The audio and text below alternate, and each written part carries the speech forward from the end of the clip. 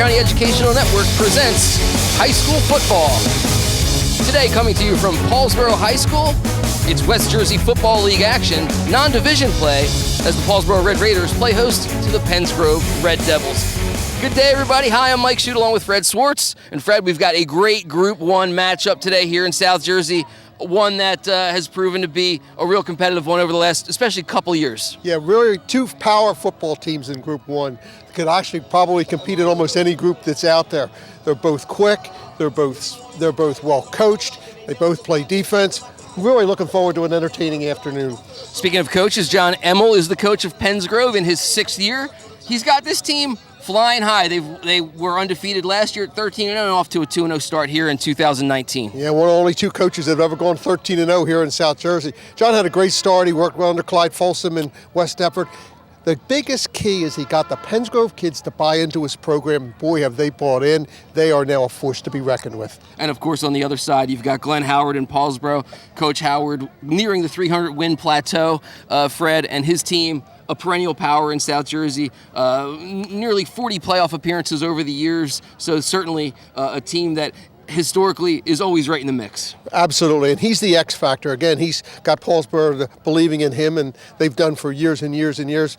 Such a good coach. He's a great game planner. He's a great schemer. He does everything that's necessary to be successful and allow the Paulsboro athletes to be successful. Penns Grove 2-0. They have great weapons on both sides of the ball. One guy in particular, Coach John Emmel spoke about him a little bit and said he may be the best player this program has ever seen, and that's linebacker Mekhi Scott. Yeah, he's an outstanding defender. When you get to see him, he's very active. He leads the team this year in tackles. Last year had 176 tackles, which may be the best in the state. But he is so active. He will be the player that Penns Grove is going to need to stop the Paulsboro offense. And, of course, Paulsboro offensively, that player in particular that Penns Grove's going to need to focus on is going to be Brayshaw Tootin, a running back who was nicked up last year, but in short time put up some big numbers. When he stays healthy, he's probably one of the best backs in South Jersey, maybe even the state. Burst on the scene 2 years ago as a freshman, was outstanding in the championship game there.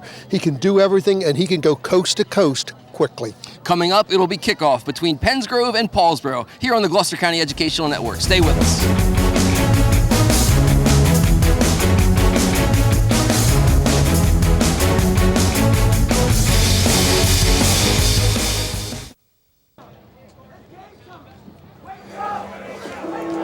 Back here at Bennett Field at Paulsboro High School, Mike Shute, Fred Swartz.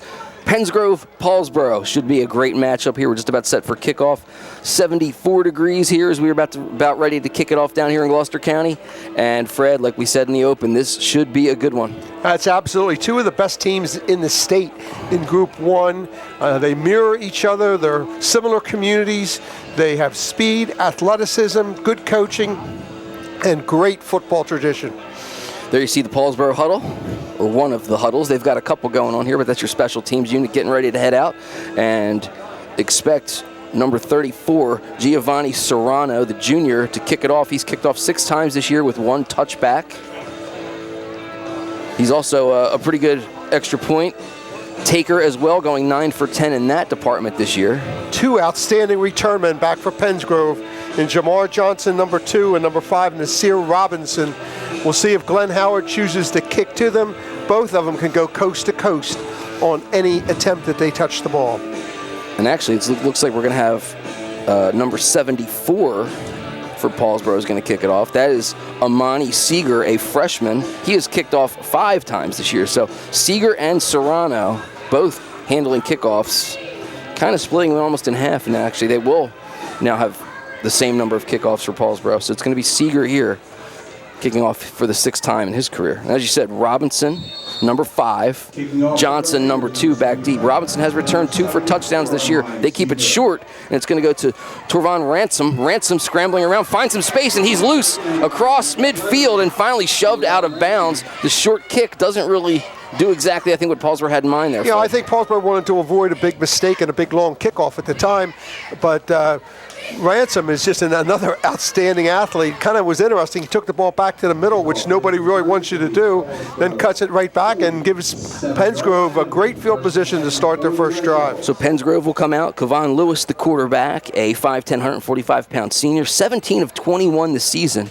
connecting on 81% of his throws, 203 yards, 3 touchdowns, just 1 interception. He also can run a little bit, 7 yards a carry on 5 rushes this year. And the big key, 3-year starter. 3-year starter for Pensgrove. He's led them to a championship final and a championship, so he's got the experience that's needed in a big game like this. Number 5 is Nasir Robinson. He's flanked to Lewis's right, and he will get the first carry, running left to the wide side of the field, and he is brought down for a loss of 1 or 2. Good work by number 51, Jason Lucci. Yeah, and you can see the coaching right in that particular play. Pensgrove likes to take the ball wide. The linebacker has to fill that gap quickly. He did, made the great play. Lucci, a junior, 5'10", 170, leads the team with 18 total tackles for the Red Raiders, and that his 3rd right there tackle for a loss this season. So it'll bring up 2nd and about 12 for the Red Devils. Lewis working from the shotgun. They send a man in motion. It's a little pitch. Running towards us and falling down, and another loss for Pensgrove. That time it looked like it was Jamar Johnson, number 2, running towards us. Got the feet and just kind of tripped up. Yeah, just like it's almost like a jet sweep that you run out of the wing tee. But Paulsboro definitely showing in the beginning part that they're defending against the wide side of the field and they're defending against the wide run. Looks like a loss of about 3 or 4 there. They're going to call it 3rd and 15 here as Pensgrove now back inside its defensive half of the field at its own 49. Little confusion as Curtis Gould, number 10, started to run off the field. Now he sets up on the near side. Actually, that's going to be 18, pardon me, Jameer Gilliam. Lewis back to pass, has some time now, flushed out of the pocket, little running room. He does take it across the line of scrimmage, back across the original line of scrimmage, and finally shoved out of bounds about the 41-yard line. So a decent gain, not picking up a first down, and we'll see if Pensgrove punts it away here. And also very good play in the secondary by Paulsboro. There were no receivers open, and Kevon had all the time in the business to throw the ball, just was nobody open. Good move here by John Emmel. Punt the ball, put Paulsboro deep, make them go a long ways for their first drive. So 4th and 6, they will punt. Jared McNair is the punter, as well as their kicker. Gets away a good one. It's going to go towards the end zone, hits the goal line, and trickles back into the end zone for a touchback. So the Red Raiders will take over there, 1st and 10 at their own 20. And Mike, advantage number 1 goes to Paulsboro. When you can stop a team that's high-powered as Pensgrove is on your first drive, it really does wonders for your morale. So Paulsboro will come out, and they've had 2 quarterbacks this year, but Nick Pellegrini, number 11, has typically been the starter. We will see if he comes out to get things rolling here, and it looks like maybe number 7, Gabe Honorado, will get the nod here. Honorado, a captain on this team, and he's going to be starting at quarterback with back split behind him. Honorado, 7 for 7 this year passing for 111 yards and a touchdown. He will give up the handoff on the first play, and it's going to be Tootin slamming his way through the middle for about 5, maybe 6. So a good first play for Paulsboro. And Fred, you compare first play to first play. Paulsboro is definitely front because it was a straight ahead right into the line play, but Tootin showed immediately right off the bat the quick leg speed that he has and his ability to find the hole. Tootin this year, just 4 carries for 8 yards. 2 receptions, though, for 96 yards and a touchdown, including that was an 80-yarder. And here's Tootin again, running left, gets a block out front, and picks up a first down across the 35. Now, for those of us that coach offensive backs, you can see that Tootin has all the skills you need to be. He's got good lateral movement, he's got good vision, and he's got power. Take another look and watch the block. Watch him lower the shoulder and just drive ahead. Every defender's going to get a little bit of punishment today from Bayshore. Jamel Miles Benjamin with the block that kind of helped Tootin pick up that first down. And now Honorado sends a man in motion, and again it's Tootin. No, he fumbled. Ball's loose. Pensgrove may have it. It looked like number 70, Tino Savayanaya, may have recovered it for Paulsboro. No, he did not. It's going to be Pensgrove with the recovery. And there we go, Mike. We talk about games of importance. Sometimes it's by the team that makes the least mistakes. There's mistake number 1, giving the ball Pensgrove in good field position. 1st and 10 for the Red Devils at the Red Raiders. Looked like Mackay Scott, the linebacker, made the hit that jarred the ball loose. And then it was a good hit. Recovered. So now we'll see, sometimes the best play call right here is a deep pass because your defenders aren't really ready to be on their marks right now. So we'll see if John Emmel goes with Kevon Lewis and throws the ball deep, maybe to Jamar Johnson. For Scott, he came into today with 25 tackles on the season, and that was probably as big a hit as he's going to make so far today. Handoff is going to be Robinson, running left. Has some room, gets into the secondary and picks up about 9. So adjustments made right off the bat. Same play as they started the game off with. This time the linebacker was, Lucci was blocked, and Robinson shows his speed and ability getting 8 yards on the play. On the season coming in, Robinson, 30 carries for 204 yards. And a good look at that run there. Another handoff, this time running towards the right. And well played there by Paulsboro's defense. Again, it's just like an outside zone that you're going outside. You tell your offensive lineman to block the first person in the area they can see. And here we go. Once again, a reminder. I think it might have been a loss of a yard, and it's going to bring up 3rd and 2 here for Pensgrove. 0 for 1 so far on 3rd down conversions. This time it's a direct snap to Jamar Johnson, number 2, and he will pick up the 1st down. Look like number 2, Jamar Johnson. Pick up of about 3 or 4 there as they get it down to the 30 of Paulsboro. First time we've seen the Wildcat today when they bring Jamar Johnson in from wide receiver to be the running back, and he's going to stay there. 30-yard line. Johnson again in there, quarterback, as Fred said. Again, direct snap right to him. Couple side steps, and he picks up a good 7-8 yards. Maybe 9 even, looking at the spot. It's going to be down at the 21. We've got a stoppage, and we've got an injured player for Paulsboro. Looks like it might be Gabe Honorado, number 7, who's, as we mentioned, started the game at quarterback and also is a standout at safety. One of the big leaders for Glenn Howard's team is Gabe Honorado. That's for sure. I think, though, what our watchers can notice in the thing is you usually script the first 4 or 5 plays that you're going to run every day, and I think what Pensgrove is doing right now is trying to feel out Paulsboro. They're seeing exactly where they're defending the outside, where they're defending the inside. So the beginning of the plays, Pensgrove went with their bread and butter trying to get to the outside. Paulsboro was doing a good job for that. They switched to the Wildcat. They bring Jamar Johnson in, and here we go. Well, that's something we don't want to see because not only is he a great football player, he's also a very, very, very good wrestler. Yeah, he's had solid leadership on this team, according to Coach Glenn Howard, a very good student. He's come into today with 8 total tackles, 6 of them solo, and he's a returning starter at strong safety. While they tend to Gabe Honorado, we will take a break and come back with more action here from Bennett Field in Paulsboro. Back with more after this.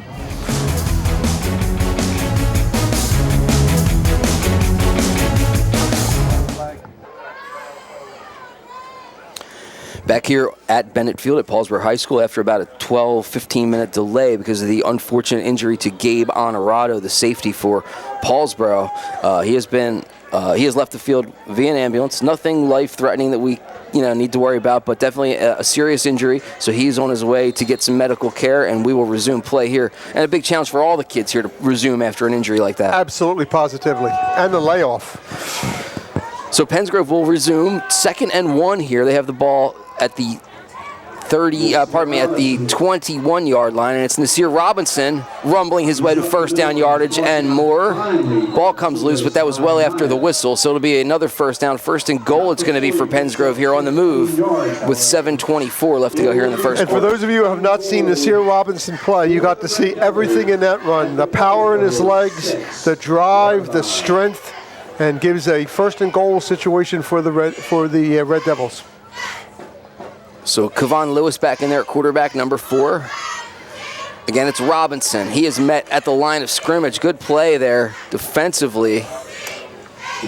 Might have been Amir Bateman on the hit. And Mike, this is where the yards get tough because everything compresses on the field.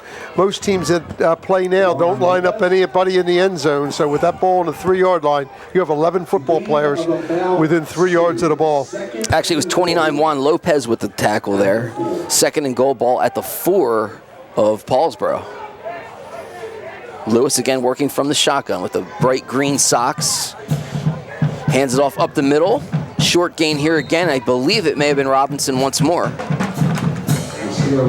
Yep. And that's pretty good strength inside by Savaianaya and also by number 77, Max Medica. Paulsboro trying to go strength for strength right at Paulsboro, and Paulsboro holding their ground. Savaianaya with 13 total tackles for Paulsboro this season coming into today. 8 last week in the big win for Paulsboro over Haddon Heights. So 3rd and goal here now for Penns Grove, and it's going to be Johnson. He takes the direct snap, and he crashes across for a touchdown. So Penns Grove with the early lead here, 5:49 left to go in the first quarter, 6-0 Red Devils. Yeah, just a read play by Jamar Johnson in almost like the Wildcat position. He got the ball. It was designed to go outside. He saw the opening inside, and bang, right into the end zone he goes. First advantage goes to Penns Grove with that touchdown. And Fred, even more importantly, they score off a turnover. Yes, how about that? As we said, turnovers are a big part of this game, and big part in making the decision. First chance now to look at Penns Grove, how they do. It's called a muddle huddle, and they actually go off the muddle huddle. Lewis throws and completes it for the 2-point conversion. Penns Grove 8, Paulsboro nothing here at Bennett Field in Paulsboro. That's Torvon Ransom making the catch. Interesting situation on an extra point. The muddle huddle, you set everybody to one side. You got the kicker, the holder, and the snapper.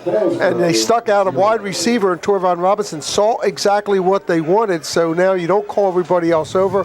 You just make the play, which was a sprint out to the outside, and you can see the touchdown. Jamar Johnson was going to go outside, sees the opening inside, blasts into the goal line, touchdown Penns Grove.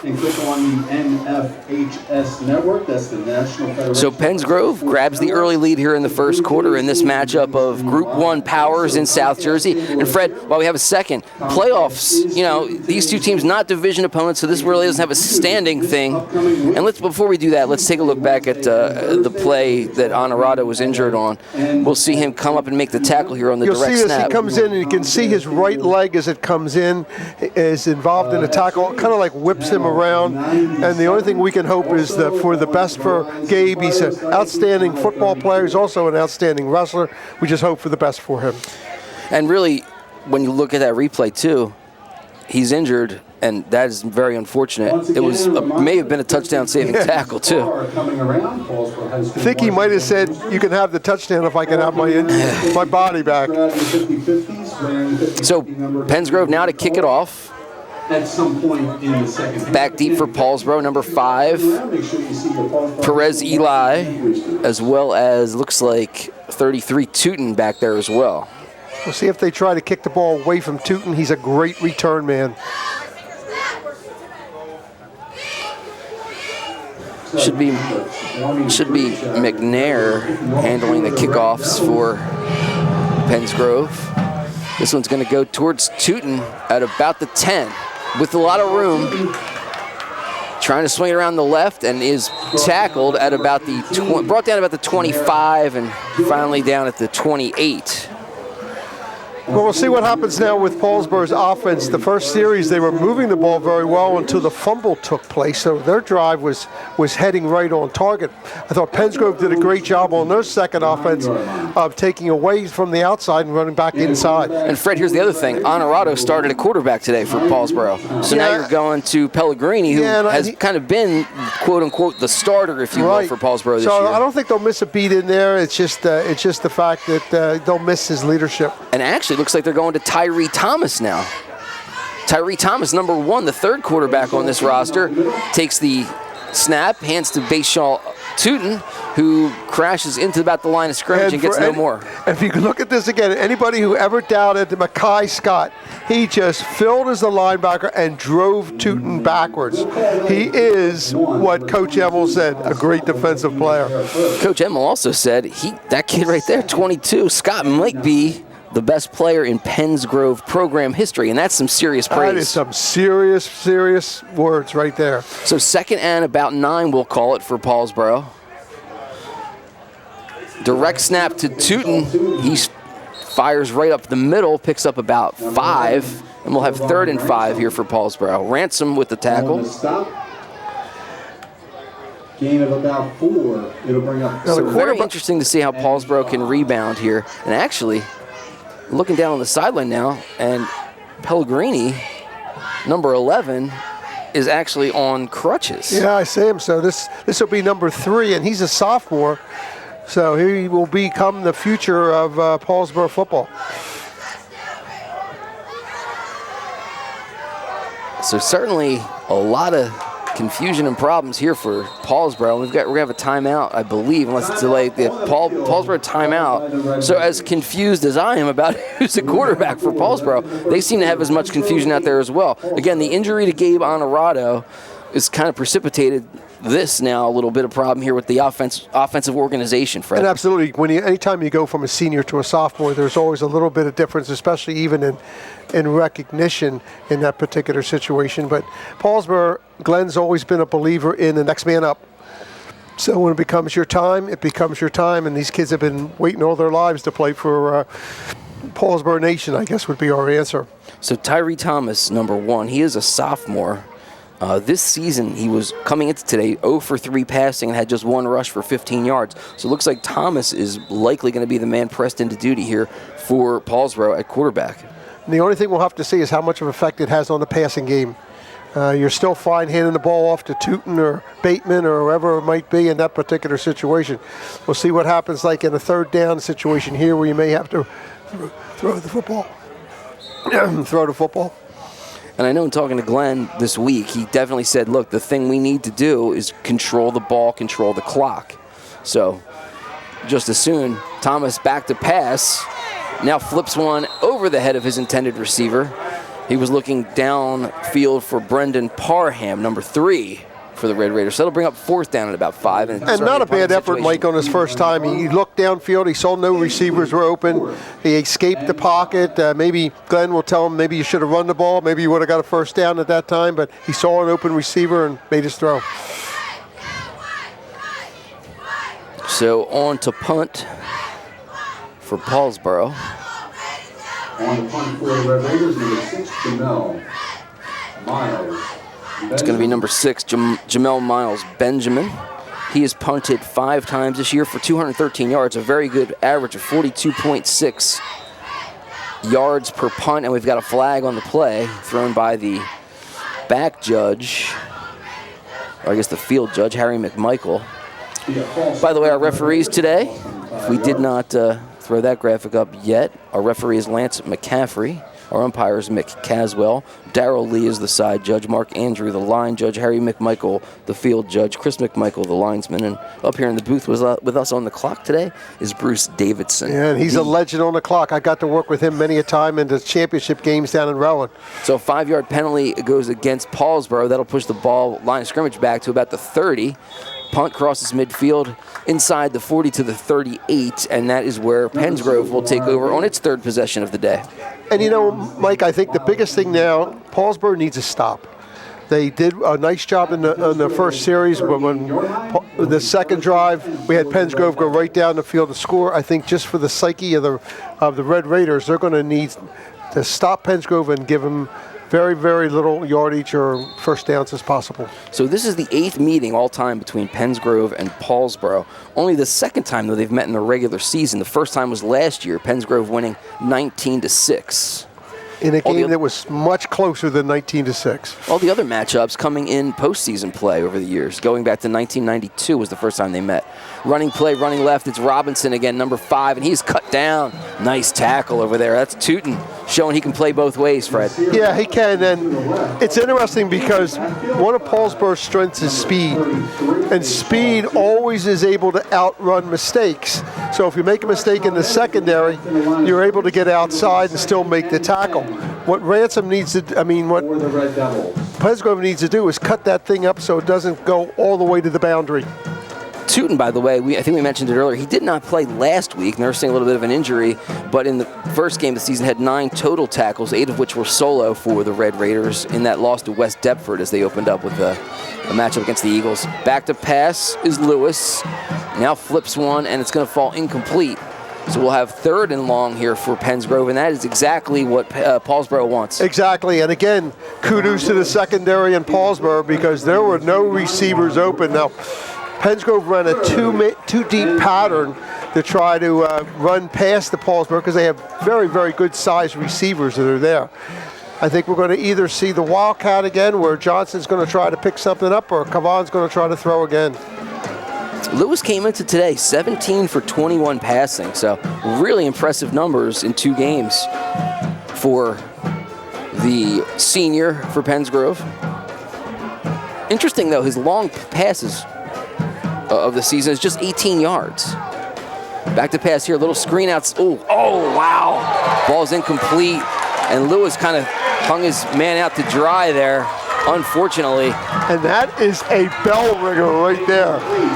If any defense ever need to pick me up, that they just got it right there. Watch his pass. Lewis lofting it up, and bam! There's the tackle made extremely well. That was Tootin again coming up and making that hit. Showing he can play on both sides of the ball, Mike. And that play certainly has the Paulsboro sideline fired up, and it certainly has the fans fired up here as well. And certainly an emotional lift that the Red Raiders need for sure after the unfortunate injury to Honorado. In golf, they call that a golf shot. In football, that's a football play right there. Wow. And the pass just a little bit out front, Fred, kind of led that whole thing to happen. It was lobbed up there, and a little bit, the receiver had to go get it, go forward to get it. I mean, the goal is great. It puts the receiver on one-on-one with the defender, but wow. Got a stoppage here. Delay of game, I think, is going to go against Pensgrove. It's kind of interesting. Most states now are going to a 25, 40-second shot play clock like college. New Jersey is not going to it yet because they consider it would be too expensive for the schools to run, but it certainly would help in those situations because your punter would know exactly how much time remains in the play period.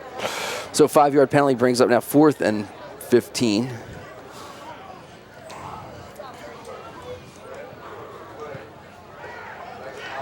Perez Eli, I should say, mishandles the kick, and Pensgrove recovers. Unfortunately for Paulsboro, another turnover for the Red Raiders puts Pensgrove in great territory. Jameer Gilliam with the recovery. And there's those mistakes again. Kind of interesting, in high school football, you can't advance a muffed punt like that, so it's dead exactly where it stands there. But here we go, 2 big plays. Watch this. He gets under it, and oh my, it just goes right through his arms. Tough break for Jacob Perez Eli, who had been averaging 7.7 yards per return on 3 punt returns this season. And he's also averaged 32 yards a return on kickoffs this year, but that one could not handle it. Paulsboro has to call its 2nd timeout here with 2:36 left to go in the first quarter. And Mike, good decision there by Glenn Howard. You got to calm everybody down. You just had a very, very good defensive stance.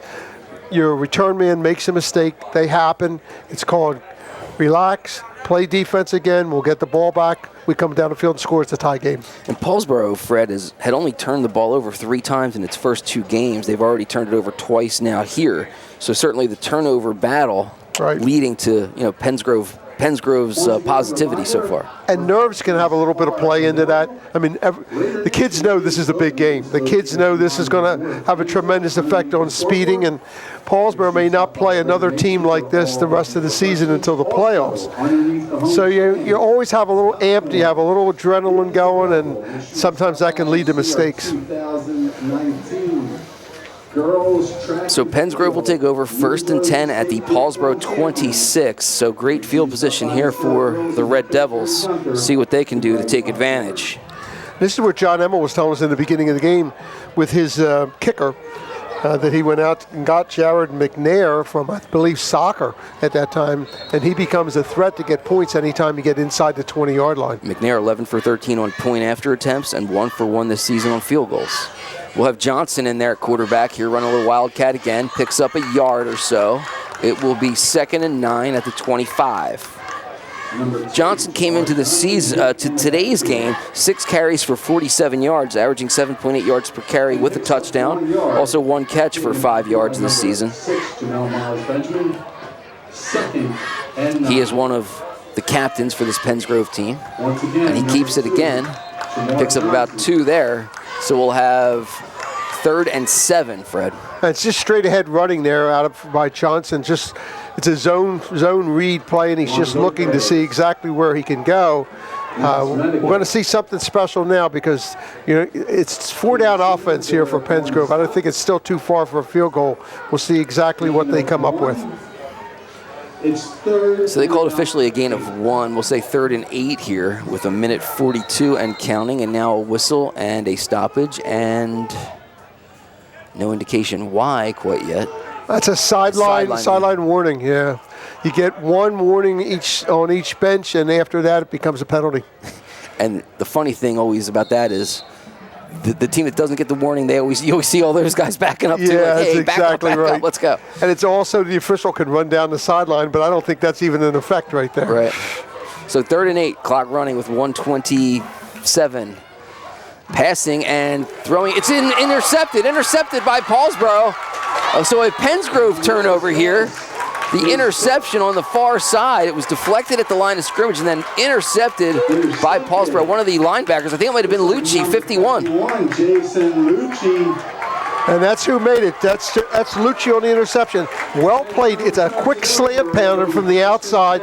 It's almost impossible to stop unless a linebacker gets back and takes that away. And it was not a dart thrown by Lewis. It was, again, exactly, almost like a tip or whatever. The ball didn't get there in a hurry. Lucci did, and Paulsboro got what they want. So Pennsgrove with its first turnover here of the ball game, and see if Paulsboro can capitalize. They're going to hand it off. It will be Tootin who picks up maybe no gain. We'll get another look at the turnover and see if it was tipped at the line of scrimmage, the throw. And we'll see. It's just a quick, yes, yeah. I think it is. But the ball just kind of floated, but Lucci got back right into the hook zone area and took that away. It was 29, Juan Lopez, who got the deflection as he was pressuring Lewis. 2nd and 10. And Lewis tried to get rid of it quickly. And that's what I think Paulsboro is going to need today, Fred. With the loss of Honorado, an emotional leader, an important player on this team, you're going to need guys like Lopez to step up. And Lucci, a junior, who leads the team in tackles, is going to be an important factor, I think, here in this one. And that's absolutely correct. I think you're going to see a lot more Wildcat situation like you're seeing right now. And we've got another timeout. And that's Glenn Howard's 3rd timeout. That's all he gets for the half, and it's all in the first quarter. Wow. So with 32.9 seconds left to go, we'll have a timeout here on the field. Glenn Howard to talk things over with his offense. And in talking to Glenn this week, he talked about Pennsgrove and playing them. And it's a tremendous challenge, he said. They're a very good club all around, well coached. They play well together. They have a ton of speed and athleticism. We have to play a great game all around. Our defense can't give up big plays, and the same with our special teams. Anytime you play a good team like this that has speed and athleticism, it's always a challenge because at any time you could break a 60-yard touchdown play. So his concept would be play good team defense and have everyone stay in their exact alignment that they're supposed to be, and you stop that. Now the headache becomes more confounded in the fact that he's lost quarterbacks number 1 and number 2, and he's got to go with a young sophomore as a quarterback. So we'll see here on 2nd and 10 at the 30 for Paulsboro.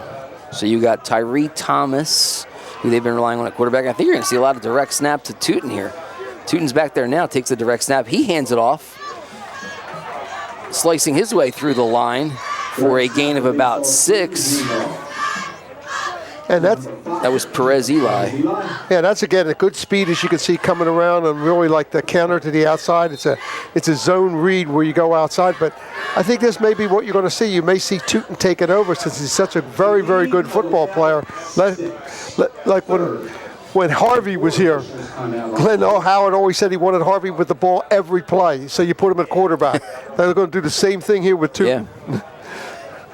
And, that's, I think, part of this game, Fred, not just this game here, but the game of football, is being able to make those adjustments on the fly when you're a coach and have the capacity to say, hey, here's a problem. How do we fix it and fix it in the flow of the game? Everybody game plans, but sometimes the game plans go out the window. So clock will run down here as the first quarter will come to a close with Pennsgrove leading by the score of 8-0 here at Bennett Field in Paulsboro. You're watching the Gloucester County Educational Network, Football brought to you by Atlantic City Electric.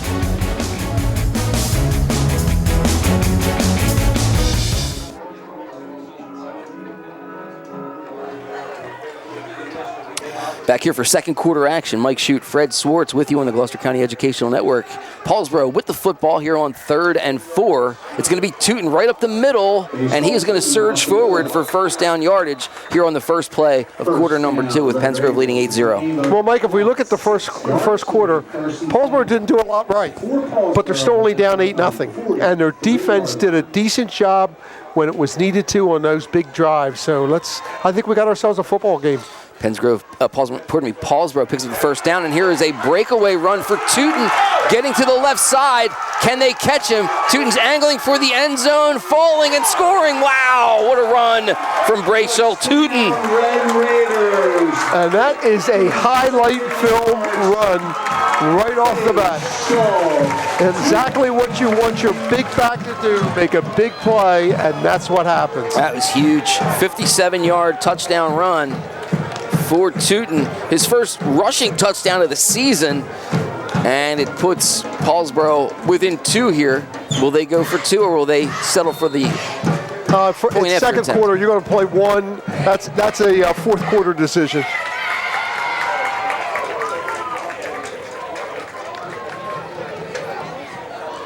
So it will be Seeger, number 74, on for the point after attempt. The freshman knocks it through. Oh, pardon me, no good.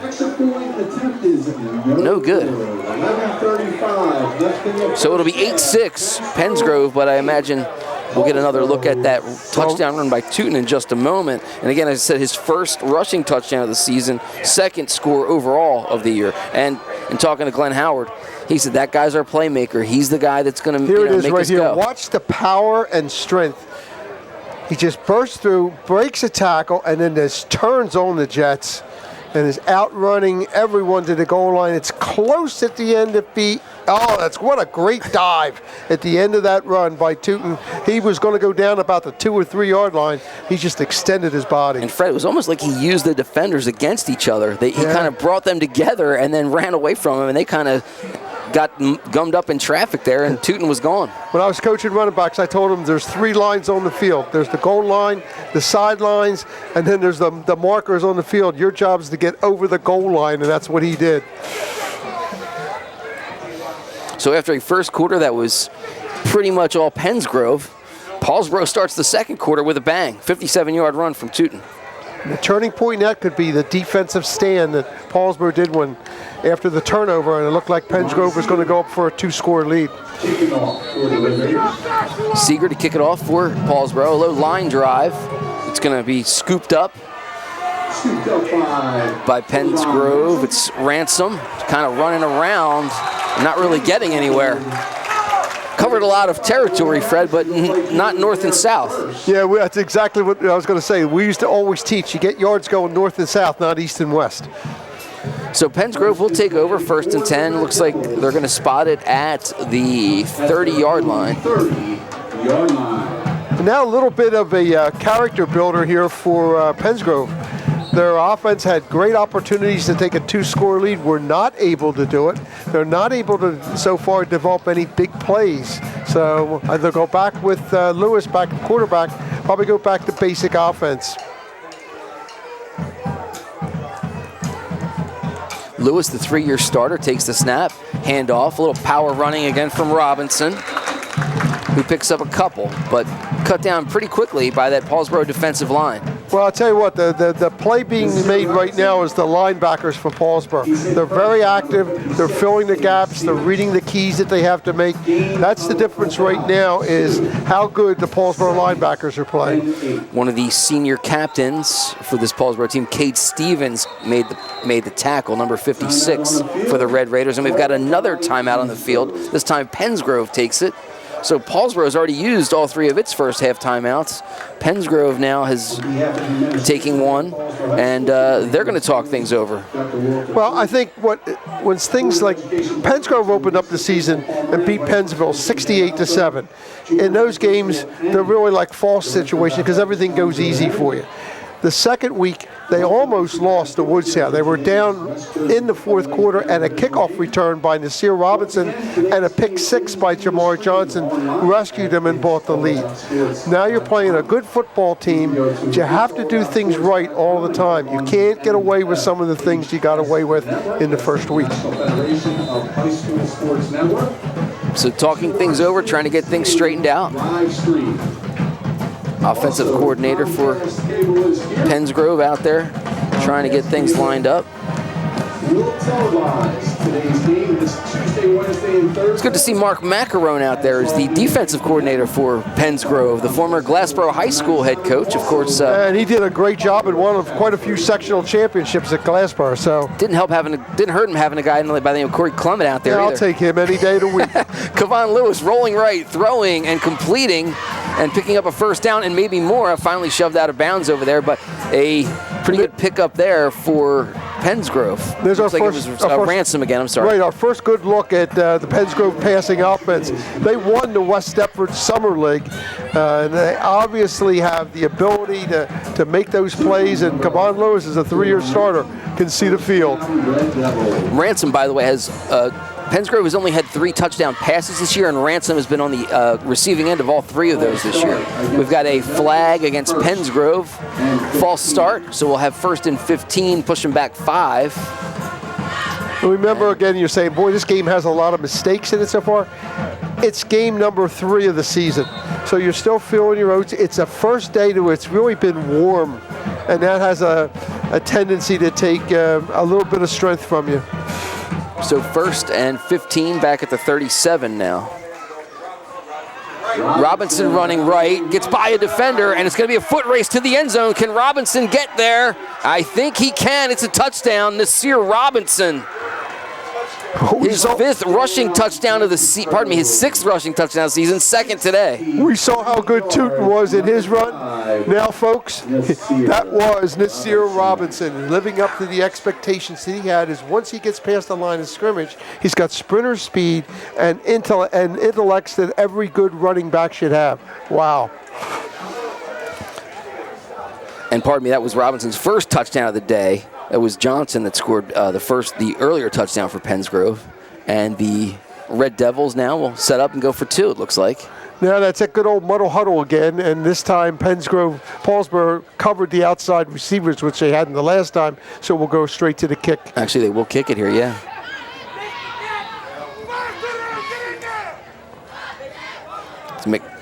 McNair is their kicker. Now 12 of 14 on the year on point after attempts, as that one is good. And even more important with the extra point conversion, it makes it a 2-score game. And we'll get a look at the run by Robinson. The power and strength. Shades of Jonathan Taylor. Good vision, cut back to the middle, covers the tip of the ball, and just uses sprinter speed to outrun the quick Paulsboro secondary.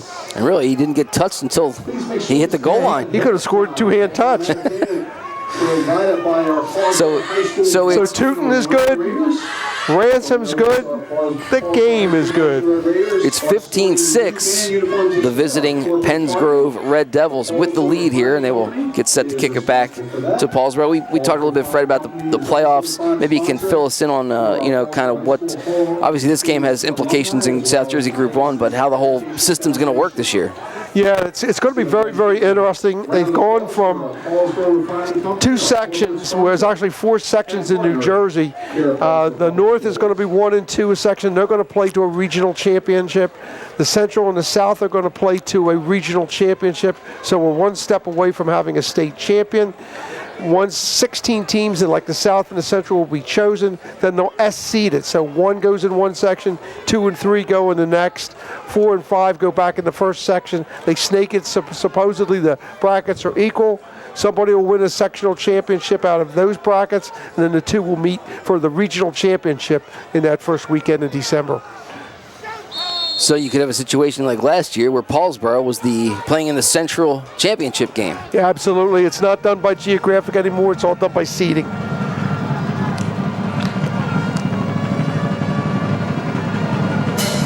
So here's the kickoff. Looks like it'll be Jacob Perez Eli with the return. Gets about across the 30. They're going to spot it at the 30. So Paulsboro takes over here 1st and 10. And we'll see how they continue to manage here without really a true quarterback. Correct. But I tell you what, it's headaches for Pensgrove because Teuton's going to touch the ball a lot more times. Yeah, I mean, we could just wind up seeing Teuton one way and Ransom and Robinson the other. Yeah.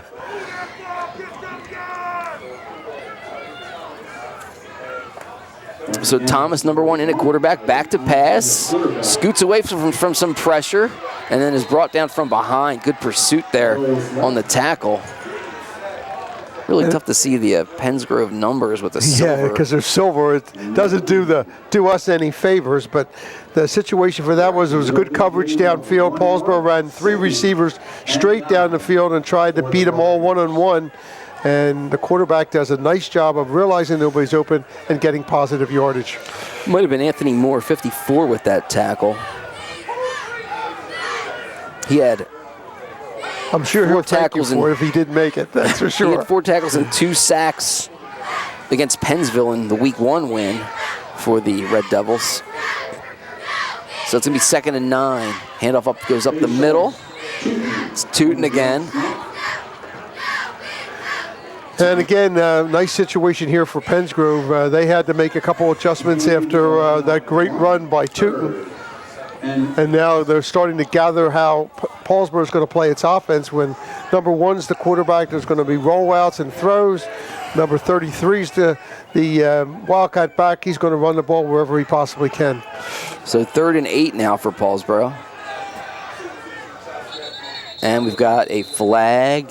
We've got offsides against Pensgrove, it looks like. Well, if it is, it certainly makes the 3rd down more manageable. And it should bring up 3rd and about 3 now for Paulsboro here.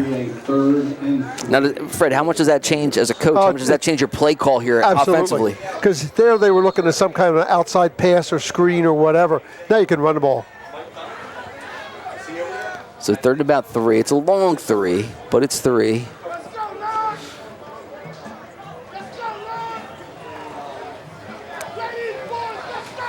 Clock running with 9 minutes left to play here in the first half. Thomas will take it and keep it, looking for some room, and a nice tackle despite being chipped and blocked. That was definitely 54 Anthony Moore that time. And then the interesting situation is it was a strategy where everybody thought Teuton would get the ball. So they did the fake handoff to Teuton and let the quarterback keep it, but Pensgrove does a great job of staying at home. As we can see on the replay, they figure the linebackers are going to follow Teuton, and linebackers stayed at home. Moore did a great job of getting off that block and making the tackle for sure. So a punting situation here for Paulsboro. Pensgrove with a couple of guys back deep. Oh, nearly blocked. Wow. Guy was running free for Pensgrove and almost got there. Takes a Paulsboro bounce and now touched and dropped and then scooped back up again by Pensgrove. That was an adventurous punt. I mean, it was almost blocked in the whole situation. It almost bounces back instead of bounces down. And your Pensgrove back tries to make the big play and gives coaches gray hairs. Watch, close they were to block. Very close to being blocked. Just a couple inches away. Now watch the end of the play. The ball looks like it's going to hit.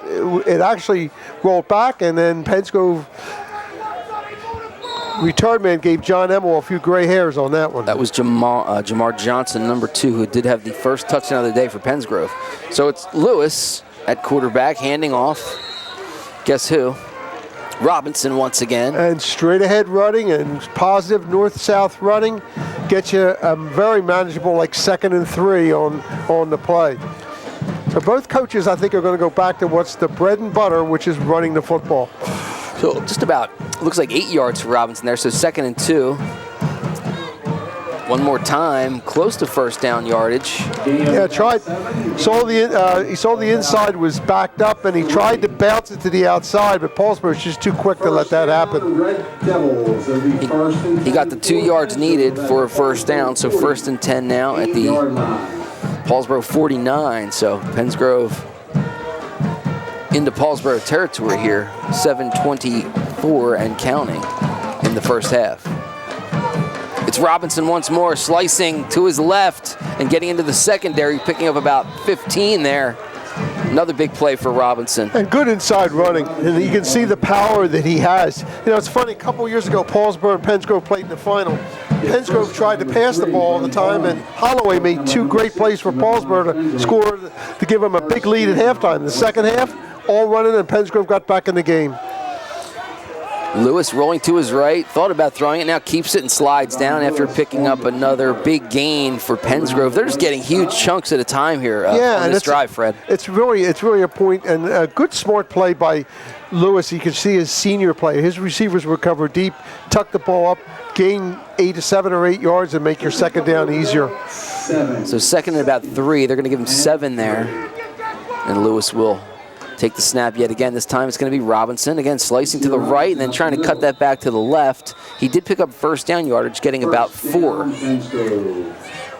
Robinson came into today with about 225 total yards of offense over the first 2 games, but he certainly, I think, potentially going to double that today the way he's played this first half.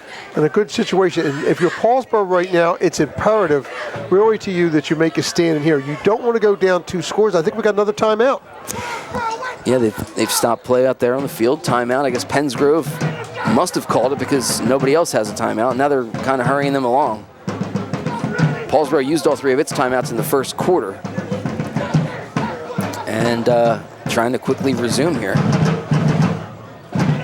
The game's already a 2-score game, so Pensgrove's got to hold Pensgrove to nothing more than a field goal. And 0 would be even better. 1st and 10 at the 23. That's Johnson on the direct snap. And the same thing where actually, I think that was actually number 7, Jaleel Patrick, Fred. Correct, My fault, Jaleel Patrick, the freshman quarterback that had come in. Yeah. Again, it was the same thing that Paulsboro had tried to do. They've been running Robinson so many times, they figured they'd run this naked reverse where nobody blocks the defensive end. Defensive end stayed home, loss of 3. Patrick came into today, 6 carries, 39 yards, and a touchdown. Now we've got a direct snap and a pretty big gain there that looked, kind of started out to look like a harmless run there. Really some damage, picking up about 8. Looks like we have a flag on the play, and it's going to go against Pensgrove. It was Jamar Johnson on the run, but I think an illegal shift, perhaps it was on Johnson. And that would be interesting to see because you can run parallel to the line of scrimmage. You can take 1 step up and then go back. But if you start going up before the ball snapped, that's going to be an illegal shift. Well, the flag was thrown on the far side of the field, Fred. So do you think that's, in this instance, would indicate that it was the man in motion or something that happened on the other side of the line? On that situation, he probably went towards the line of scrimmage. So 2nd and about 15 it'll be here for Pensgrove. Lewis takes the snap, and he is under some pressure. Escapes for a moment. Still on his feet, still trying to find his way, and does pick up positive yardage, getting about 2 or 3. Lewis with a little magic act there. Yeah, his quick feet, as you can show on that.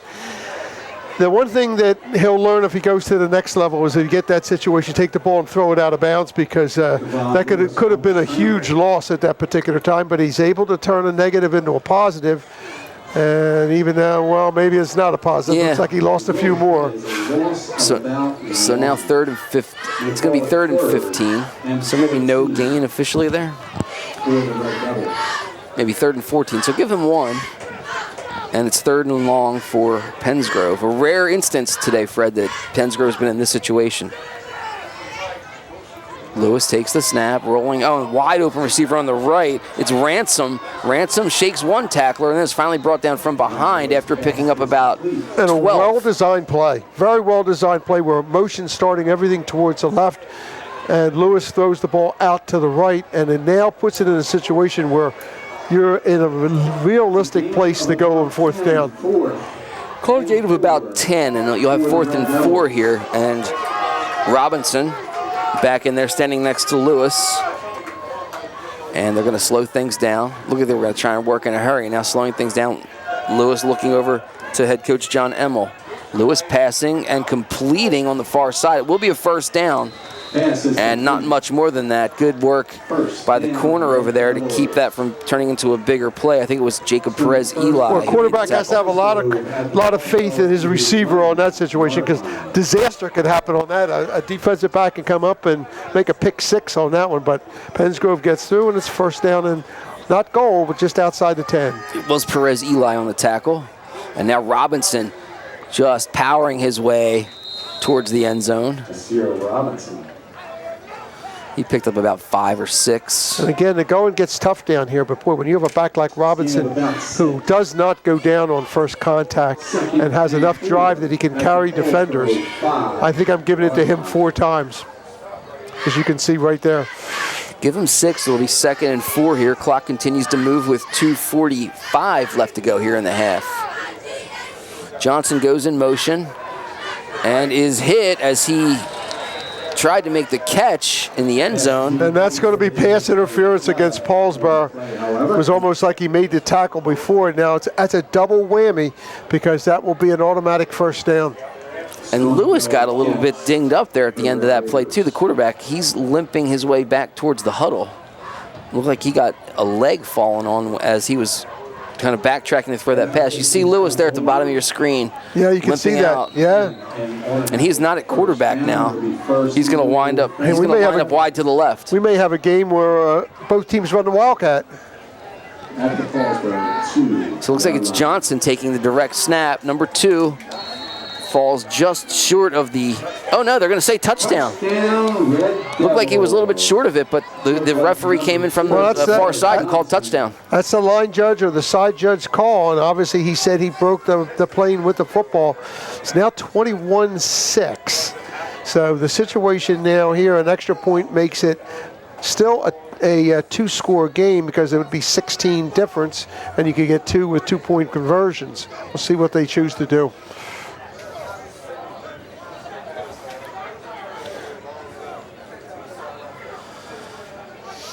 So let's see what Pensgrove. They're going to kick it here. They've got McNair, who's been very good this year, and he will already 1 for 1 today on PATs, 12 for 14 this season, and he will try and make it 22-6. Everything looks good, as does the kick. So 22-6 is the Pensgrove lead here with 2:35 left to play at Bennett Field at Paulsboro High School. We'll get another look at the TD here. Here it is right here. We'll see if he gets in. He stopped short. Oh, yes, he does. He dove straight ahead with the ball. The ball hits the white line. That breaks the plane. That's a touchdown as long as his knees were not down on the ground before he got it. He did a great dive in the end zone, and that's 22-6. 55, Brandon Armstrong made the hit and thought he kept him out. He gave like one of those, like a safe sign, like no, and he thought he stopped him, but that ball just did just enough to get across. It's like a straight plane to infinity, and as long as any tip of that ball hits that plane, it's a touchdown. But don't be concerned yet, Paulsboro fans, because here's what we've got looking. Paulsboro again won the toss and chose to defer. So if Paulsboro can go down now, even in 2 minutes, and get points somewhere along the line, then they get the ball to start the 3rd quarter, we have ourselves a ball game again. But I think it's imperative for Paulsboro to move the ball and get points on this drive.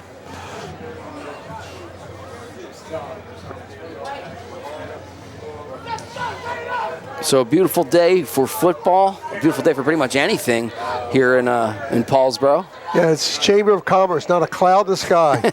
79 degrees right now here on the field. Expected to get to about 85 today on this, last weekend of summer. How about that? That's right. I think fall comes Monday? Some kind of equinox, but I don't know what the name of it is. We'll call it the Chevy Equinox.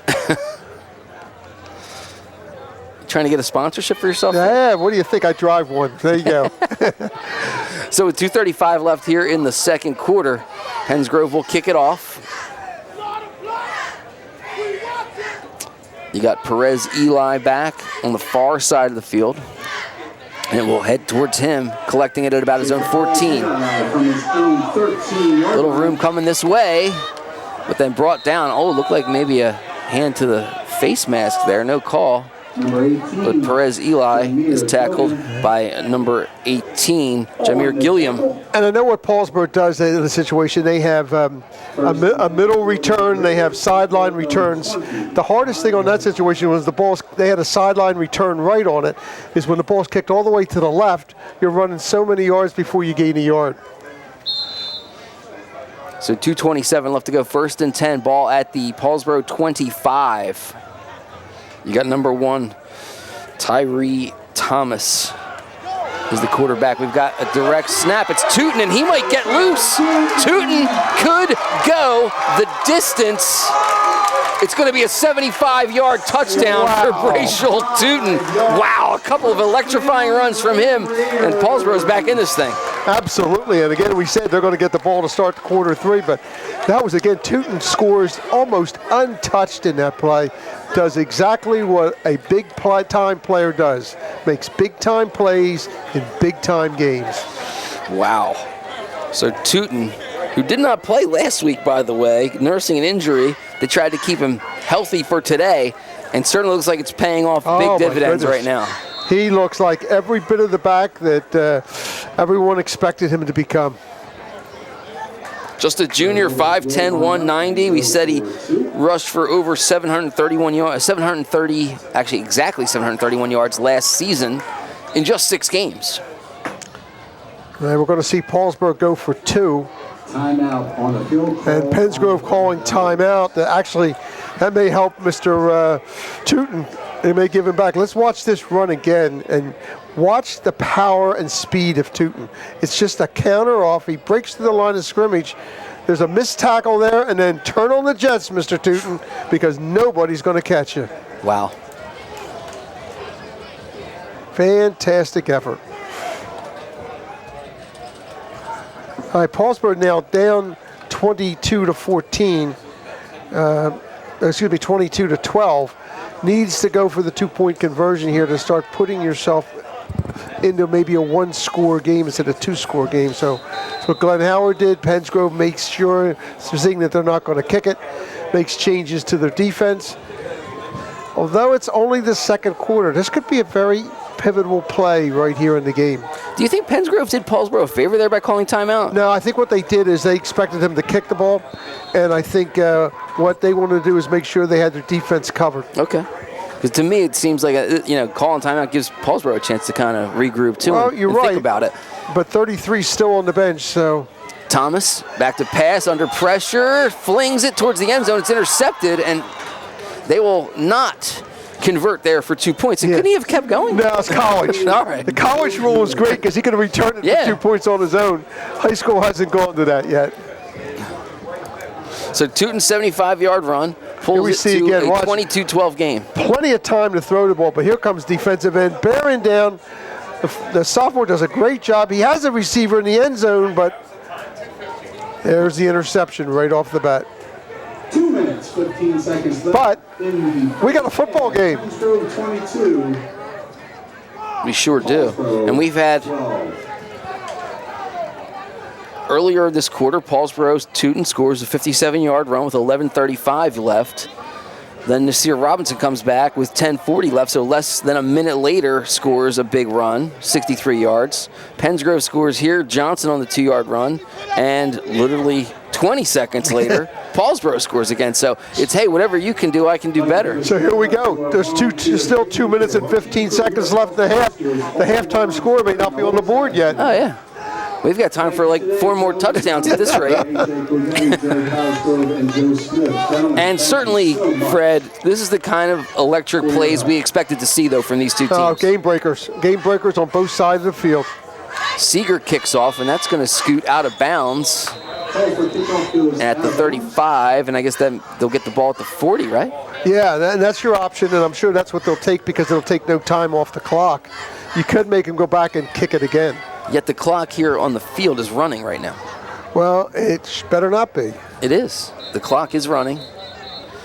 It should have never started, right? It doesn't start until somebody catches it, right? 2:15 on the clock. Yeah. Unless it was touched. Unless it was touched before. I don't think anybody touched it. Because it looks like here they're going to go back and they're going to make them kick again since... They put 2:10 on the clock, but it actually was 2:15, so I guess they're just taking a guess. We'll see if that comes back. Oh, our official on the field, Lance McCaffrey, just said 2:15. 2:15 is correct, yep. So they're going to put 2:15 back on the clock. That's good. They got everything right. Thanks. How about that? Kudos to our crew that had exactly the right time on the on our scoreboard thing here. So Seeger to kick it off again. It'll cost the Red Raiders 5 yards. And after the 5-yard penalty, Amani Seeger, the freshman, kicking it off. And I think he might be the happiest guy about this whole situation. He gets to kind of regroup and do it again. And a much better kick. It's going to be taken at about the 23 by Johnson. Johnson running right, has some room. Talk about quick scores, Fred. We talked about it. They got another chance here. Johnson is going to bring it in. That's going to be about a 77-yard touchdown return. Oh, my goodness. They look like a genius. I would have taken the ball on the kickoff right there because no time came off the clock. Any flags? No? Touchdown, Red Devils. Wow, what a great effort. Broke to the sideline, got past the initial wave of blockers, then cuts back to the inside and outruns everyone to the corner. We still got time for a couple more scores. That's what I said. At least 4, so that's 1. 3 more, at least is by my guess. So now with 2, so that was 15 seconds. So we've had 3 touchdowns in a span of 35 seconds, Fred. Well, I'm in trouble now because the score is above my hands and my feet. I don't know how to keep score anymore.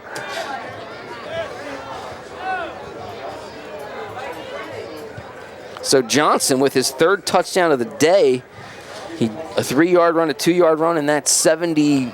I don't know. I think it was about 77 yards on the return for the touchdown. And what a morale or momentum change when Paulsboro scored to get back into the game, and then bang, 77 yards later, it's just back to where it was before. Interesting here is Pensgrove is going to go for 2. We've got the quarterback Lewis out there. And now we've got timeout, and that's got to be Pensgrove calling it. Yeah, I think they came out that time just to see exactly what kind of defense Paulsboro would set up for this 2-point play. It's interesting because every team from the beginning of their practice, well, we're going to see the touchdown first. And you can see here, there's the kick. They decided to go deep, and the ball's going to be caught right about the 23-yard line. Breaks to the outside, gets past the initial wave, some great blocking out in front. Now makes his cut back. Bang, just outruns the safety. And touchdown, Pensgrove. So what's missed in that first wave of blocking, that group that got down to the field on the outside, there was some great blocking done by the Paulsboro team. I want to see who made that. I'd like to see who made that one block in there because I think that was really good. The key. He just knocked it it's kind of back. one hand straight forward and put the guy down on his back. So interesting now, the score at this particular time, I don't know whether I'd be going for 2 or not at this time, but there's obviously a method to the madness. Well, I think you might as well, right? Because you're at 28, so if you don't get it, you're still at 28. That's true, and it still makes it a 16, but an extra point would make it a 3-point score, 3-point game, 3-score game. I see where you're going. Lewis takes the snap. He is being chased by 3 and 4 Paulsboro defenders. Throws to the end zone, deflected and caught for 2. Wow, a fortunate tip and bounce. The world-famous tip drill. How about that? That ball was thrown where it was going to either be intercepted or incomplete. It's tipped off the defender's hand and right into the waiting receiver. Not sure exactly who it was that brought that We're down. going to watch it again. Watch, Lewis is just biding time. There's nobody open. He's got people in his face all the time. He gets over to the boundary, just throws the ball. It's like a wobbler. It's off the hand of a Paulsboro defender and caught in the end zone. Maybe Jaleel Patrick, maybe with the snag. Yeah, that's who it looks like for 2 points. So that's a 30-12 halftime lead here for Pennsgrove. So if you look at it, it's funny because the ball is thrown right into the hands of the Paulsboro defender. If he intercepts it, it's no good. If the ball goes to the ground, it's no good. Instead, it's tipped off his hand and into the hands of the waiting Pennsgrove receiver. 2 points for Pennsgrove. So even crazier, besides the fact that Fred from Teuton's touchdown was with 2:15 left, and then we had the kickoff, the reset the clock. 2 minutes were left on when he scored the kickoff return, and then after the timeout and everything just happened with that 2-point conversion. There's still 2 minutes left. I know. I was going to say in the quarter. I think there's like 10 minutes in real time when have gone by. And it's only been 30 seconds. I would think we're in the fourth quarter by now. So 30-12 is the Pennsgrove lead here after the 2-point play, and now Pennsgrove to kick it off to Paulsboro. Let's see if the Red Raiders have another answer. And you know who they want to have get the ball. That's for darn sure. Here's the kick, low line drive, right down the middle, splits the 2 return men. Teuton will scoop it up back at the 5. Teuton looking for some room and runs right into a defender. Now a second, and is finally corralled down at the 20. Paulsboro will take over there, 1st and 10 with 1:54 And you kind of got to like it because Pennsgrove is very aware of the situation with Teuton and what he's doing today, but they kick the ball right to him. So you have to really admire that because that's saying, all right, try and go beat us. So 1st and 10 here at the 20 for Paulsboro. No timeouts left for the Red Raiders. That's the big factor right here. That's the big factor. Pennsgrove's defense has to make sure that they can give up a play, just not the big play. Of course, in high school, the clock stops when you get a first down as they move the chains and all that. So you do have a little bit of, some stoppages here and there, but certainly they cannot stop the clock at their whim. And the first play is completely gummed up at the line, not even at the line, before the ball even got to the line of scrimmage. And if you wonder who was making the tackle on that play, start with number 22. Actually, that was a down lineman that's made that play. It was a loss, though, of about 3. Amir Bateman with his first touch of the game. 2nd and 12 it's going to be for Paulsboro. And another tackle on the backfield. Now, Pennsgrove has a timeout, if I'm not wrong, remaining. So Bateman with the carry again. And you got Teuton's actually on the sideline right now with his helmet off, Fred. I mean, he got banged pretty good on that kickoff return. So they might be saying, hey, let's just relax for a minute here and not get carried away. Oh, Glenn Howard's starting to walk out onto the field. Now he's back to the sideline, and they're trying to talk things over. They may let the clock run. I think they're going to use as much time as they possibly can. And if Paulsboro Pennsgrove does not have a timeout left, they can effectively run out the clock. Yeah, because it's 3rd and about 14 after that. Actually, 30 seconds left on the clock now, and here's the delay of game coming up. The gentleman that's on the left-hand side starts making the count and gives a countdown clock of 5. So it'll set Paulsboro back 5 yards, but it won't make a big difference in this situation. So really you're just taking a knee here and doing it one more time. Yeah, that's exactly right. Clock. Or running the ball here enough times takes a few seconds off the clock because you have to put it under 25. Right.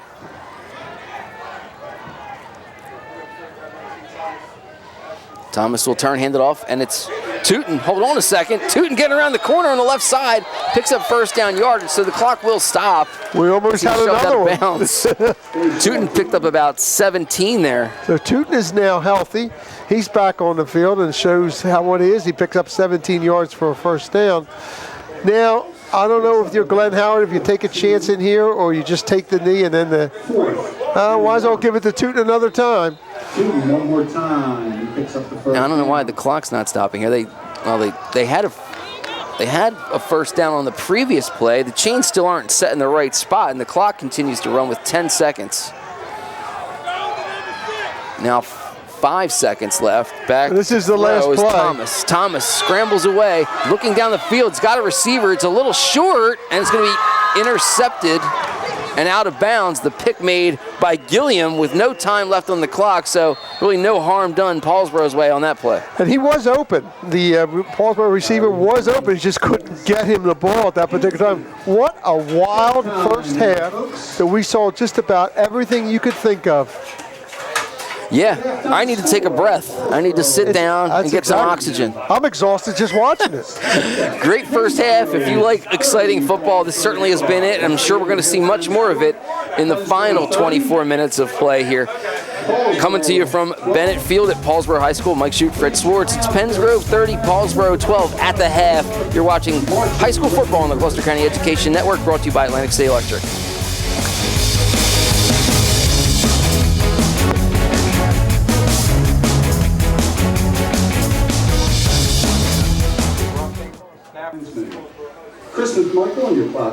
Back at Bennett Field for second half action here as Pennsgrove visits Paulsboro here in Paulsboro, New Jersey.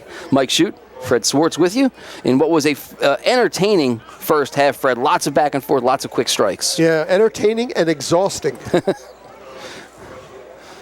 Fred got his Gatorade and we're ready to go. Kickoff goes to Perez Eli running left, and he will just step his way out of bounds across the 35 to about the 37. So it's always interesting to see, Mike, when the teams come out now, what adjustments were made at halftime. Each team had a chance to feel each other out, know exactly what their game plan was. Now the coaches earn their money by making changes to what they originally had set to make them be more successful in the second half. And of course, Paulsboro came out originally set on Gabe Honorado at quarterback. Unfortunately, he got hurt on the defensive side of the ball making a tackle. He no longer here at the field. He's being tended to at the hospital, one would assume, as he was taken from the field in an ambulance. So without him, they have now turned to Tyree Thomas at quarterback, as Nick Pellegrini, a senior, also plays quarterback. He is injured as well on the sidelines with crutches. And we've got a penalty already on the first play from scrimmage. It's going to be against Pennsgrove. In high school football, you cannot go into the neutral zone. In other areas, you can go into the neutral zone as long as you get back on time. High school, that's not the case. 5 yards penalty for Pennsgrove, 1st and 5 for Paulsboro. So a good break for Paulsboro to start this second half, starting here on 1st and 5. So again, Tyree Thomas, sophomore, taking over quarterback. Had come into today with just 3 passes thrown and just 1 carry on the season. Certainly pressed into duty here. But when you've got a guy like Tootin, who's picking up first down yardage and getting about 7, it certainly helps the situation. Oh, sure. And now a lot of what you've talked about at halftime is coming back to fruition. You start off, you get a first down, you're moving the football. You get down and score, we got a football game again.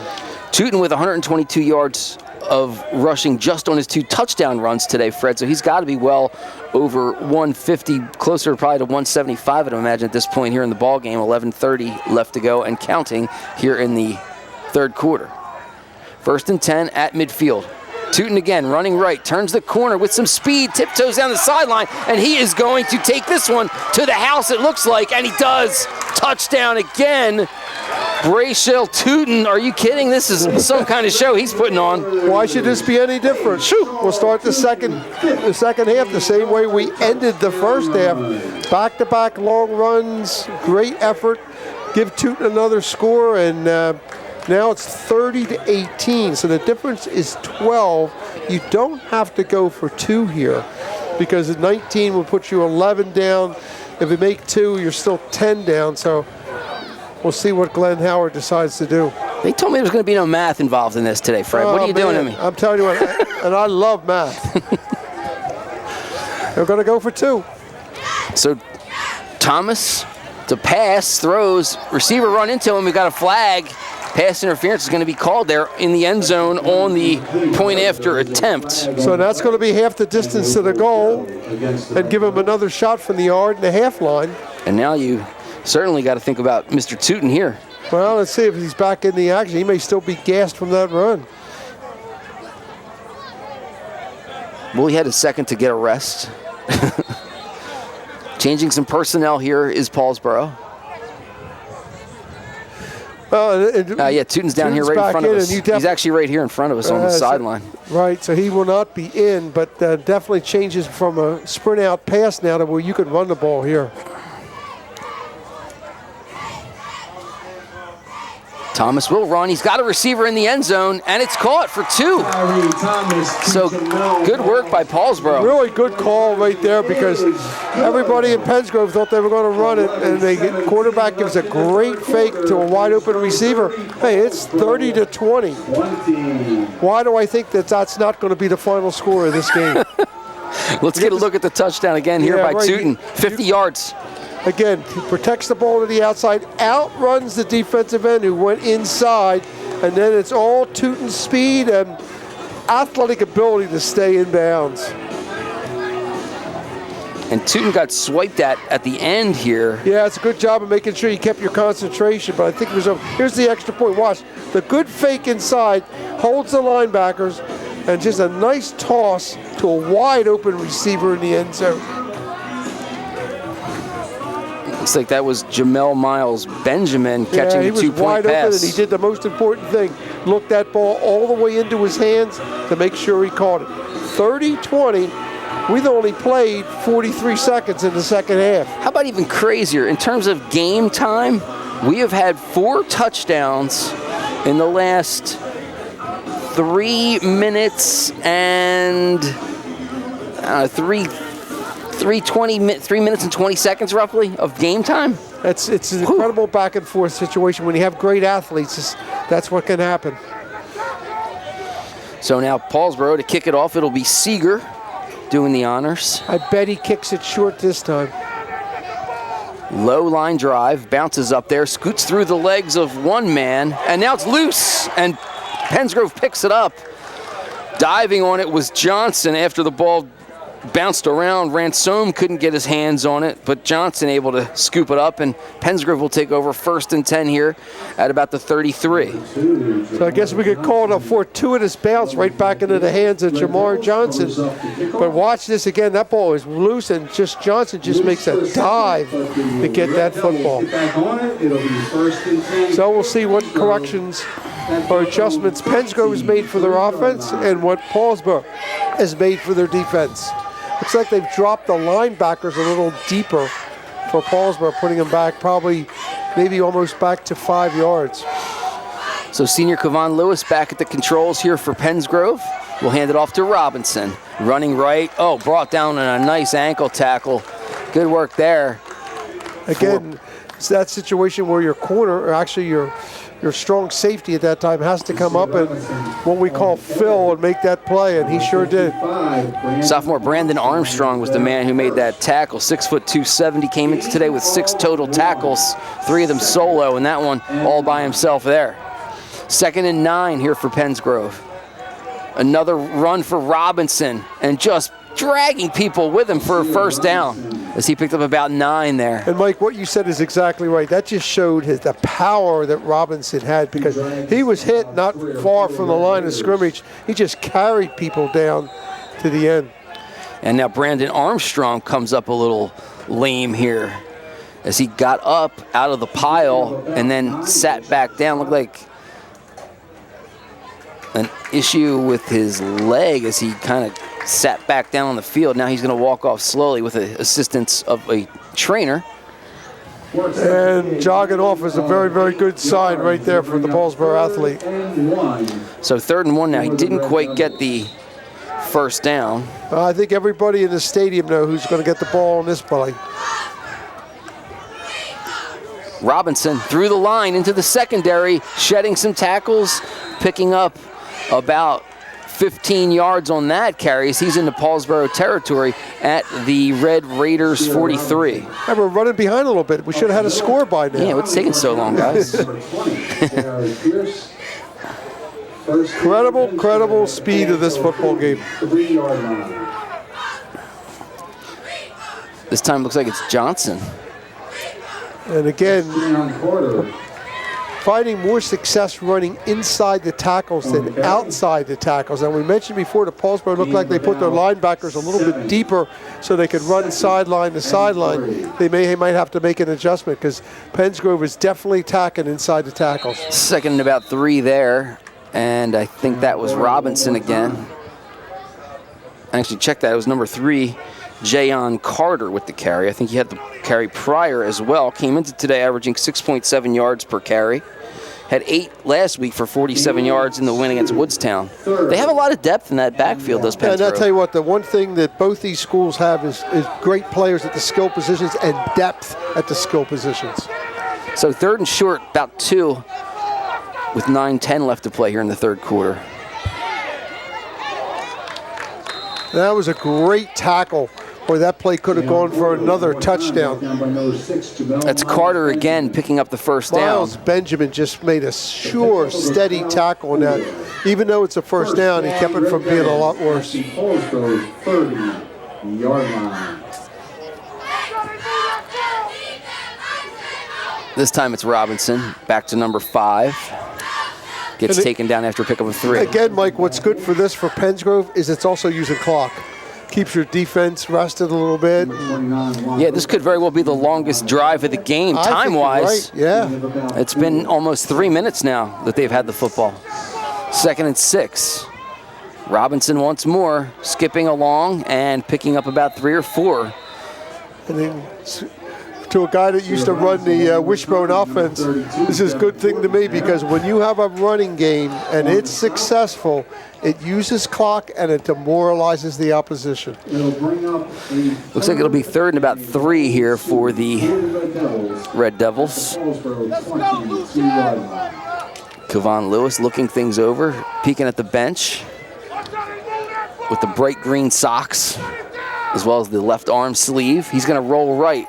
Back to throw, firing towards the end zone, has a receiver, and another tip and a catch. Oh, they're going to say out of bounds, incomplete, out of bounds. And that was a stone interception on that situation. They tried to run a deep corner route, and the receiver was open, but Lewis's pass was definitely thrown short. The Paulsboro defender was just waiting there. Watch this, he's just waiting there for the interception. It goes off his hands, and wow, that was close to a touchdown. It was. That was Curtis Gould was on the receiving end, but wound up out of bounds, number 10. So now we'll have 4th here, 4th and 3 Well, I hate to be a petting guy, but I think I know who's going to get the ball. Well, you've got Johnson in at the Wildcat here, number 2, takes it and finds a hole and picks up first down yardage. So it'll be 1st and 10 for Pensgrove. Look like it's going to be down at about the 16. So the march continues for the Red Devils. And here's again a nice situation with having great athletes, because a guy like Johnson can go right in there, play the Wildcat, and know exactly what he needs to do.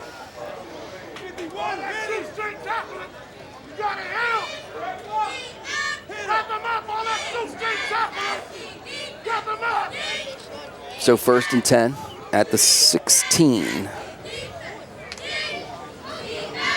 Robinson through the middle.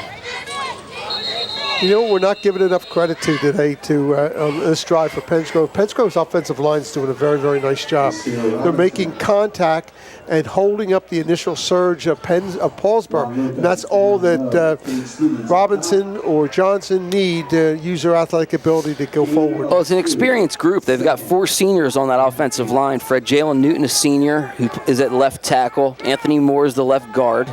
As Lewis throws a long way across the field, but completes the pass and a short gain for Pensgrove there. Your center's Malik Lewis. He's the only underclassman, a sophomore, wears number 50. Then you've got Thomas Newland at right guard and Rob Trauger at right tackle. Those last 2 guys seniors as well. So they've got experience up there. Yeah, and it really shows. It really shows the situation. I'll tell you what, if I were John Emmel, I'd take that play and stick it in my back pocket and not call it the rest of the day, because that could easily become a pick 6 play for Paulsboro. Got an injury timeout on the field, as it looks like a little bit of cramping. Again, warm day out here today. If you don't hydrate, you're absolutely positively right. That'll happen to you fast.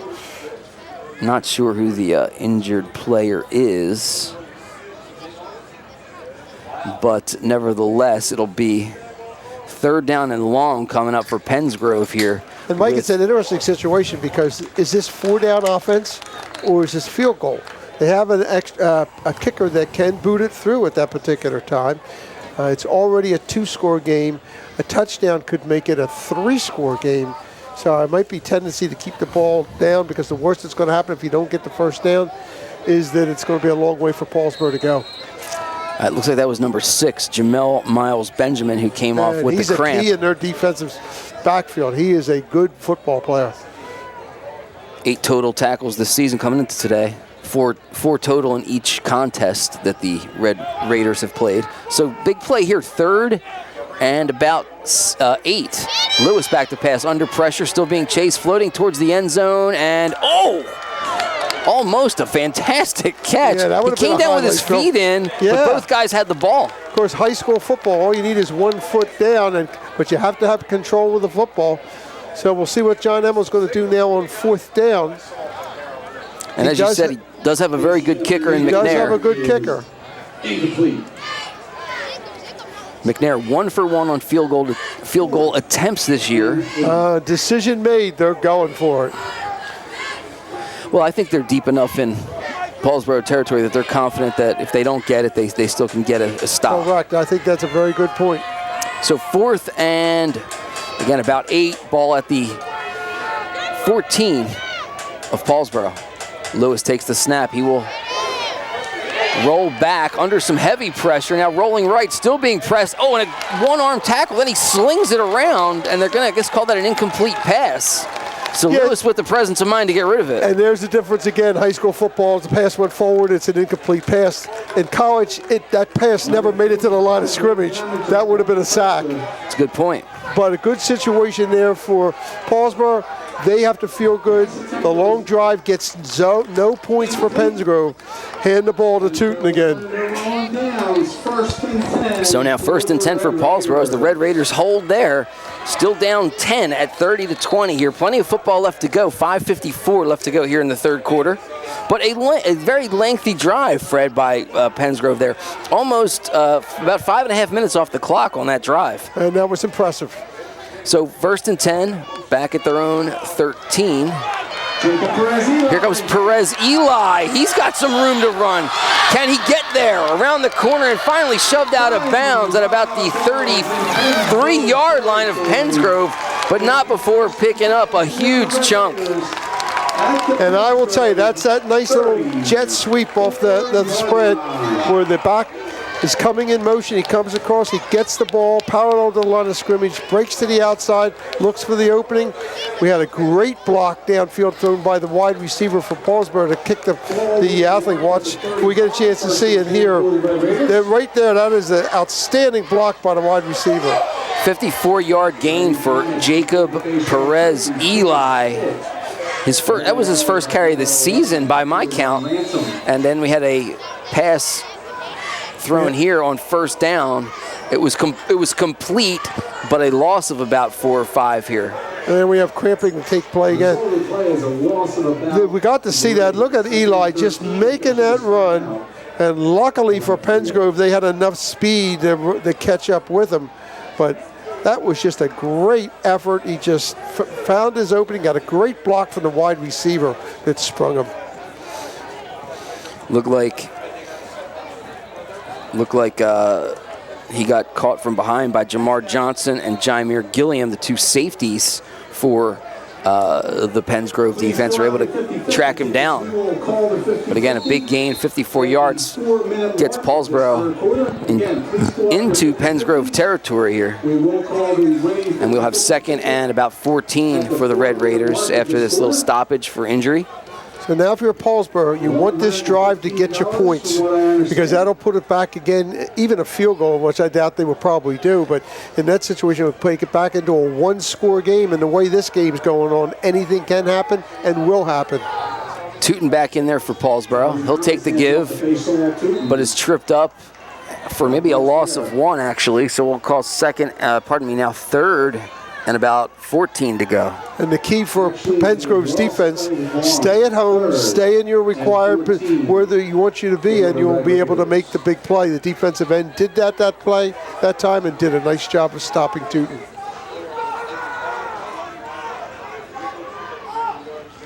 Tootin lines up in the backfield again. Passing play. Oh, zing through the hands. Yeah, that was just a out of the pull. reach, actually, of Brian Hardy, the tight end, whereas number 23. So Thomas showed he does have a good arm. That was a bullet on the slant pass. Now an interesting decision coming up right in here. The wild thing about that was it was kind of past Hardy, and then Jamel Miles Benjamin was running along too, and it almost went to him. Caught it. Paulsboro is not going to punt. They're going to go for it here on 4th and 14. 4:37 to go. Back to passes Thomas, under pressure. Oh, and he's just tripped up. The sack is going to be, looks like, was that Robinson again, number 5, making the play? Yeah, they said he was playing defense this year, so we got a chance to see him on that. He's at an inside linebacker spot and came up and made the play.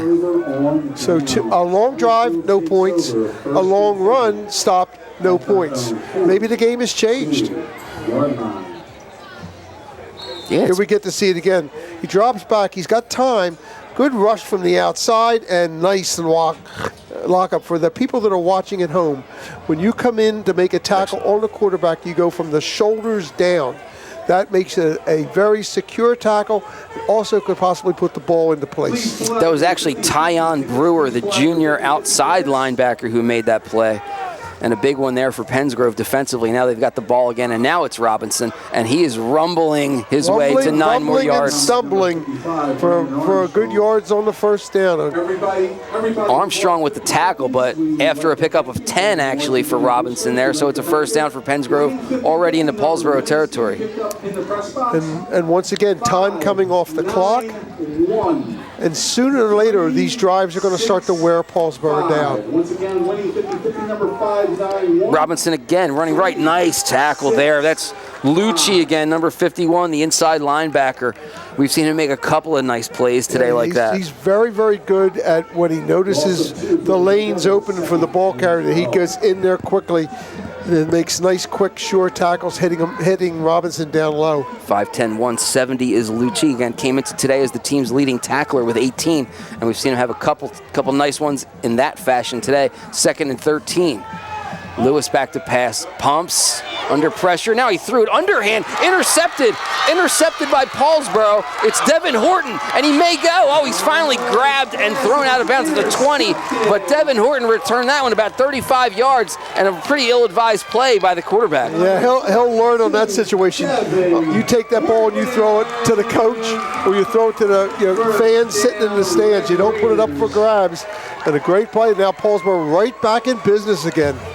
Devin Horton with 7 total tackles on the season comes up with a big play there. Here you got to see that. Watch it. Here it comes through. There's the pick right there. And he's got some people down the sidelines. But it wasn't for a lineman from Pensgrove that comes down there and makes that touchdown-saving tackle, this game would be even closer. So Paulsboro back in business here with 3:37 left to go here in the third. It's Tootin running left. Corralled, though, for a very short gain, maybe a yard. So obviously Pensgrove saw something at halftime that they are keying on Tootin. Now, whether they're going to put a spy on Tootin that follows him wherever he goes, or they something that in the formations or the alignment that tells them where Tootin's going to go. Like Jalen Newton made the tackle of Tootin. Here's Paulsboro. Again, that was that same play that they had run for the long runs again. Paulsboro, Pensgrove makes an adjustment. So did the Paulsboro athlete. He tried to break it back in the middle, but Scott was there to take care of business. That was Perez Eli who picked up about 2 there. So 3rd and 7 now for Paulsboro. Well, it's definitely four down territory for Paulsboro. Jalen Newton, who made that tackle on the previous play, defensive lineman for Pensgrove, 6'6", 222. Oh, almost a high snap there. Play. Thomas grabs it. Again, it's Perez. Eli drops the ball. Again. Looks like Paulsboro got it back, though, but it's going to bring up 4th and long. They were fortunate. That could have been a snap over Thomas's head. It could also have been a fumble that they've lost. Now it's an interesting situation because you tell your Pensgrove defensive backs, know where the sticks are. It's 4th down. Make sure they don't get to that stick.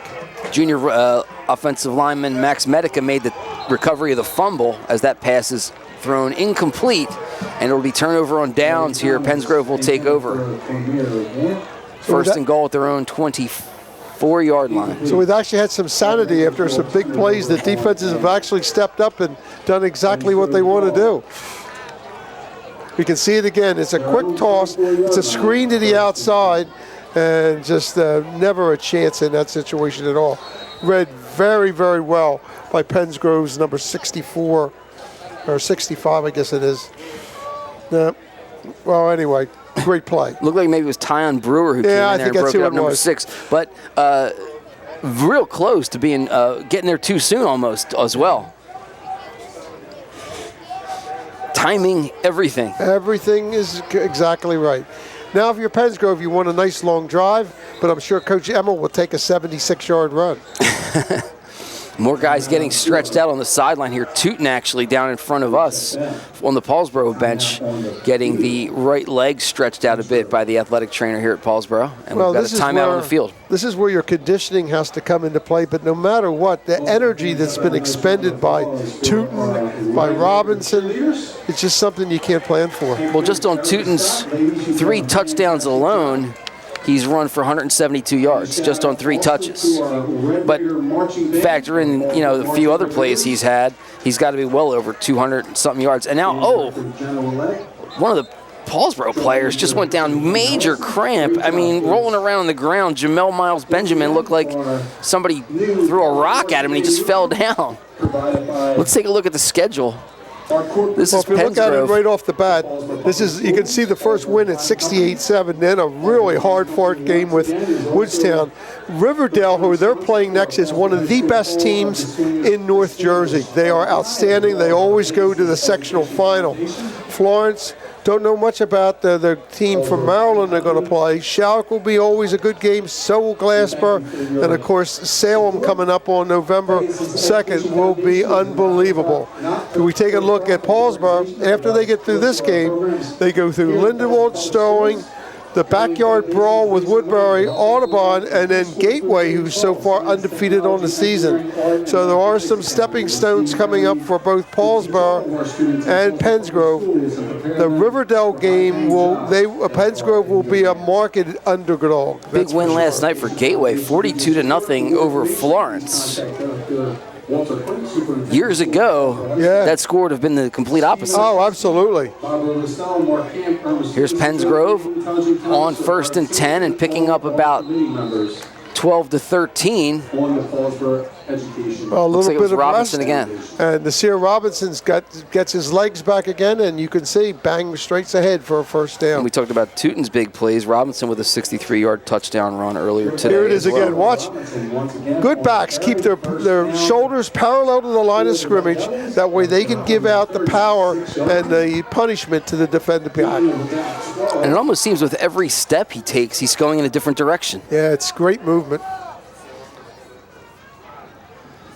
Handoff is Robinson again on 1st down. Max Medica with the tackle, number 77, the junior, 6', 235, making the play there, joined by Brandon Armstrong in there as well. You have to be durable back, and you have to be able to withstand pain, because Robinson's going to carry this ball over 30 times today.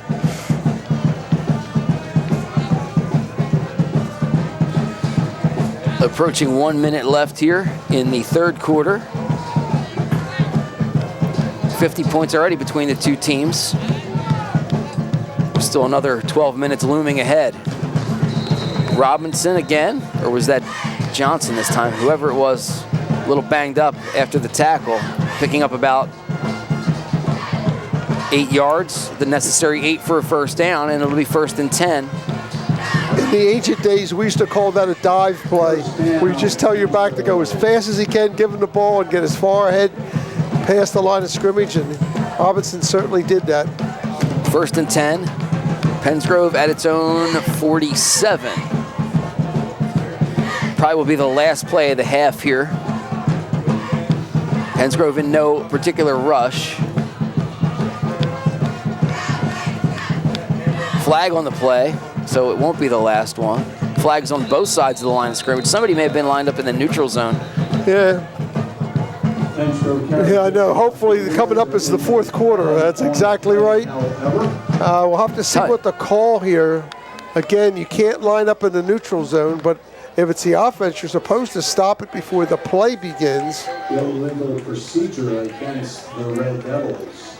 That'll cost them 5 yards. So, first and 15. So they'll push them back 5, first and 15. And it'll be back at their own 42 now. So there will be at least one more play in the third quarter. Yes.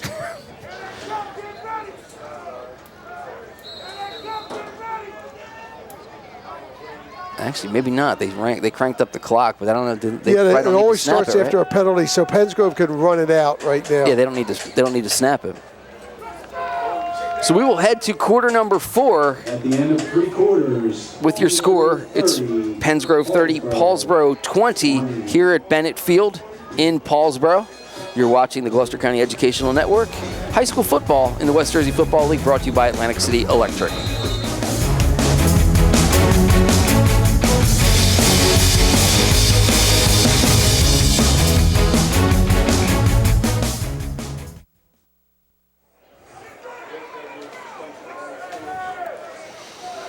Back here at Bennett Field in Paulsboro, New Jersey, Mike Shute, Fred Swartz. Pensgrove visiting Paulsboro here in high school football in the West Jersey Football League. Non-divisional game between the Red Devils of Pensgrove and the Red Raiders of Paulsboro.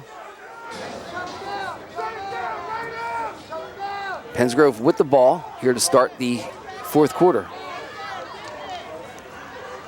It was first and 15 back at their own 42. Jamar Johnson with the carry there, picking up about 8, and another injury on the field. It looks like more cramping, perhaps. Well, one of the few times quarterback Lewis went under center, they actually ran a wing T look with a toss to the wingback Johnson coming around. One of the first times we haven't seen spread offense or a wildcat offense done by Pensgrove. It's Jamel Miles Benjamin again with the injury. Cramping up. He's been having problems with that the last few minutes. And they will get him up and walking off, hopping off. When those cramps get right into your calves, that's as painful as you can get, right, for sure.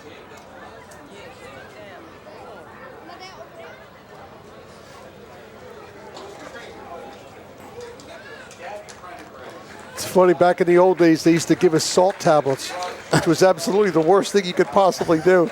They told us, oh, now take 10 or 12 salt tablets, you'll be fine.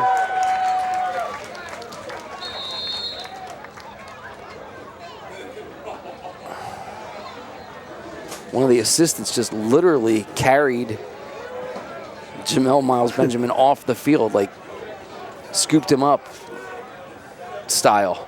All right, second and 7, we'll call it here for Pensgrove. Robinson again with a little bit of renewed energy, it looks like, as he gets up to about the 45 of Paulsboro. We'll have 3rd and short. And this, if you're sitting back in your Pensgrove, this is what you want to do. If you can take as much time off the clock as you possibly can, that keeps the ball away from Tootin and Paulsboro. If you get points and make it more than a 2-score game, it's even better. And actually, that was Jayon Carter, and this is Carter again looking energized, fresh legs as he gets across the 40 of Paulsboro, picking up 6. But basically, this now becomes, as we start to see the clock running down under 11 minutes, this becomes a drive where Paulsboro knows now they have to stop Pensgrove. They can't give them any more points. So 1st and 10 at the Paulsboro 40 for Pensgrove. Another run. And it's Robinson this time, picking up another first down, getting about 14 more yards. Yeah, pretty good vision there by Robinson. He got to see where the hole was to the outside and just bursting. Watch the speed right there. He sees the hole, finds it, and now go. Nice fake onto the beating out number 5, and I mean, actually, to be honest with you, Jacob Perez-Eli didn't do a bad job on it. There was smart running there by Robinson. And when you've got Robinson coming at you at 5'8", 190 pounds, flying at you. That is for sure. And as mentioned before, he did a great job of making sure he didn't fumble the football. That was Robinson again, shoved out of bounds after a short gain. Huh? Picked up about 4 or 5 more. And of course, the out of bounds will stop the clock. But this is just what the doctor ordered for Pensgrove. Watch again the power here. Just run, sprint, give a little stiff arm right there, and gain your yards. Paulsboro, guys banged up all over the place. You've got Miles Benjamin getting worked on. You've got Lucci getting worked on now on the sideline.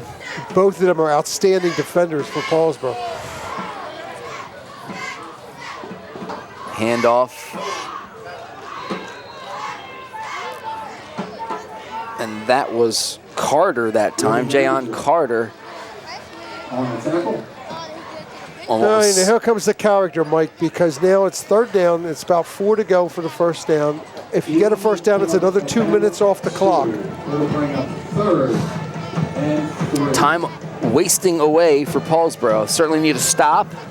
Certainly need a score. So 3rd and 4. That substitution is legal because Pensgrove did not go into a huddle. So the illegal substitution does not come into play. Carter trots off. Running left is Johnson, and he's going to be held short of the first down. You'll maybe picking up 1, so we'll have 4th and about 3 here. So a pretty big play for the Paulsboro defense coming up. Yeah, I was going to say, mark this in your playbook right now. This is probably the turning point of the game right now. It's 4th and 3. If Pensgrove gets the first down, the clock continues to run. If not, Paulsboro has plenty of chances to make 2 scores. They've brought Mekhi Scott in offensively. Which is interesting because Coach said all he was going to do was play defense. Yeah, all he does is play defense, but he's in there blocking now, it looks like. Robinson beside him in the backfield. They pitch it to Robinson. Scott gets out in front, creates a little traffic. Robinson's still going, and he's in the end zone for a touchdown. Unbelievable. Wow. And there's the idea. He had 22. Mekhi Scott leading his way, was just knocking bodies all over the place. It almost looked like it was kind of a harmless play and not really getting anywhere. And then Robinson comes out of the pack with it. Yeah, I'm thinking it's going to be, okay, he got the first down. 19-yard touchdown run, number 5. That may be the backbreaker right there for Paulsboro. 36, Paulsboro point. So now we'll see Pensgrove here with a 36-20 lead. And here you want to kick the extra point because that makes it a 3-score game, and that's very difficult to do in 8 minutes. McNair's hit a couple today, a couple extra points. 1, 2. 2 for 2 today, and 13 for 15 on the season. Oh, delay of game now against Pensgrove. And it really doesn't make that much of a difference in the extra points. Sometimes people like it moved back a little bit because it gives you more room. So the difference between being a 20-yard extra point and a 25-yard extra point really isn't that much of a difference. As I say that, and watch he'll clank one. And well, let's see what they've got going on here. Oh, they're getting out the kicking block. Yeah, the good old block is now out. Somebody forgot that. However, it's not McNair kicking. This is Ransom. And he's back a long ways. This is almost like a kickoff. Got a good running start, and it was blocked. Yeah. The extra point. So, a huge plus. Paulsboro keeps it to a 2-score game. In the game, Pensgrove 36. It was number 2 for Paulsboro, who got through the line. Quamir Gant got the block. Let's take a look at it again. Look, it's a long run-up, which means the ball, when he kicks it, it's almost going to be like a kickoff. You're supposed to keep people to the outside, and that Gant gets to the inside. And here's his run again. Let's watch this. Looks like he's done, but really there was no Paulsboro person there. Yeah. It was all white shirts. And Robinson right into the end zone. So 36-20, 8:14 left to go. So all is not lost. All is still there. You just, Paulsboro has to score with the football. And you want to do so somewhat quickly. Right. Because the one thing you can't afford is Pensgrove to go on a long drive.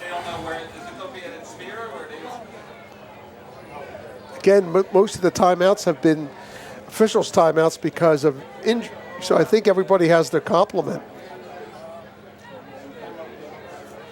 And you wonder why McNair wasn't kicking the point after there. He had been 2 for 2 earlier today, so hopefully he's all right.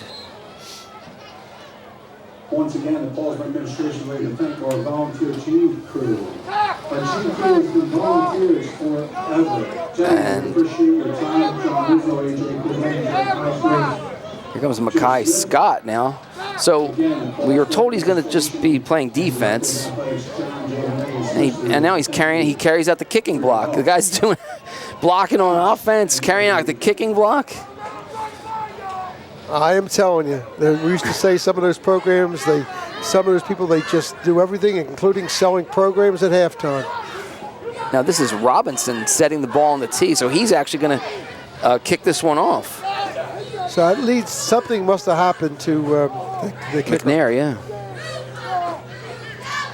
So here goes Robinson, just an athlete. Let me just kick this one, a good 60 yards, but we've got a penalty. Unfortunately, the outside man on the right-hand side for Pensgrove was about 3 yards downfield before the kick was made.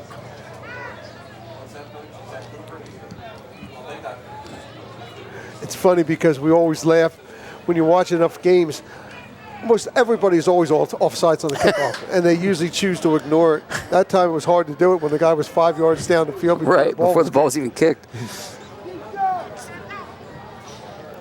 So they'll back up 5 yards to the 35, but Robinson really banged that one pretty well for a guy that isn't listed as a kicker. And when you're an athlete, you're an athlete. Yeah. We'll see what he can do this one. That last one he hit about a good 50 yards. This one not as good as he grounds it, but still bouncing along. And if you're Paulsboro, let it go out of bounds, right? Exactly. And you might even want to take the penalty and back him up 5 more yards. Might not be a bad idea. We'll see what Glenn Howard's going to do. He's bringing the offensive players back onto the field. They started to run out. They brought him back. He's going to back him up and make him kick it one more time. Sure, because now you're kicking off from the 30. There's a very, very good chance that you're going to get even better field position.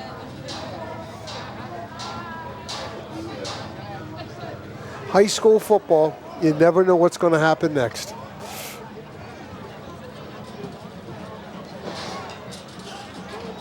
The second illegal procedure penalty will go against the Red Devils. Paulsboro has elected to make the Red Devils kick off from their own 30-yard line. So 8:14 left to play. Pensgrove kicking off with the lead, 36-20.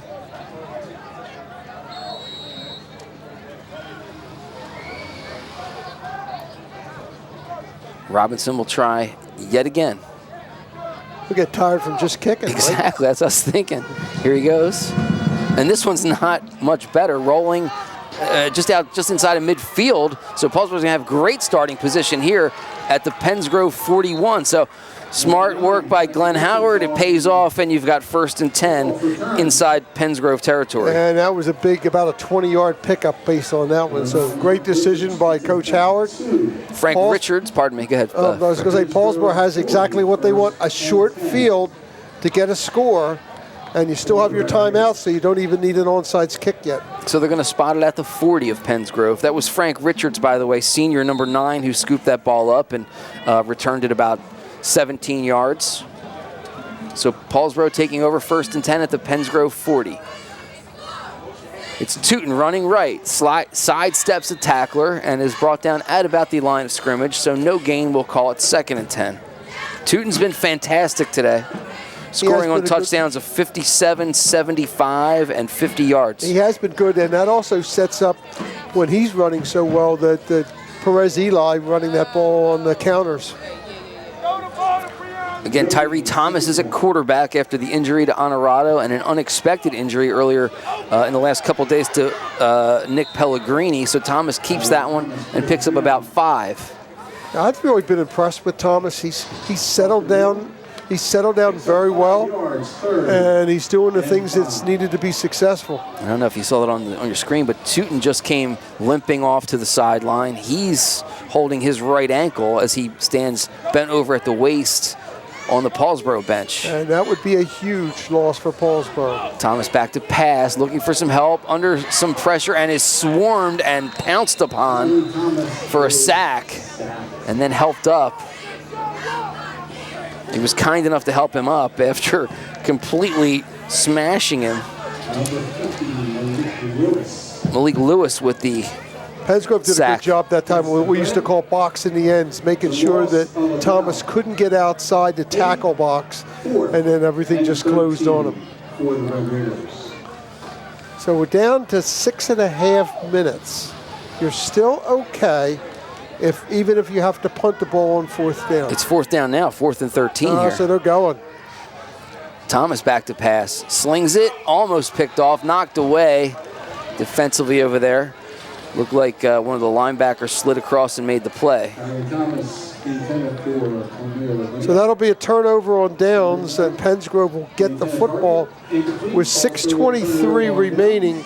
What they would like now is a good 5-minute drive, even if you don't get any points. Extra D-backs in the game there on that play, and it was Albree Stone, number 15, who knocked it away. Had an interception in the season opener against Pennsville for the Red Devils, and making a good play there to turn it over on downs, and Pensgrove takes over 1st and 10. Paulsboro had a great opportunity there, Fred. First and 10 in Paulsboro in Pensgrove territory. Yes, they really did. Now, I don't think you're going to see too many passes out of Pensgrove. I think it's going to be hand the ball to Robinson and just use those 25, 30 seconds all the time. This is going to be Carter running left, and he's busting loose. Carter is gone. Jayon Carter, 56 yards on the touchdown. And I think at this point, Fred, it's just a matter of wearing them down. Yeah, there's breaking points at each part of the game. And I think when Paulsboro was not able to take advantage of that great field position and score, now it's just a difficult situation. So officially looks like they're going to call it a 57-yard touchdown for Carter. And he really stepped. Once he got past the line of scrimmage, you should watch it right here. Watch when he gets here. Boom, look at him. He breaks the one tackle, and that's it. There's no outside support coming, and he just outruns everybody into the end zone. Jayon for 6. And now we'll see who Pensgrove brings on here. Looks like offense is going to stay on the field. I see Lewis back there in spread position. So obviously, the kicking game is not a factor. Here comes Robinson.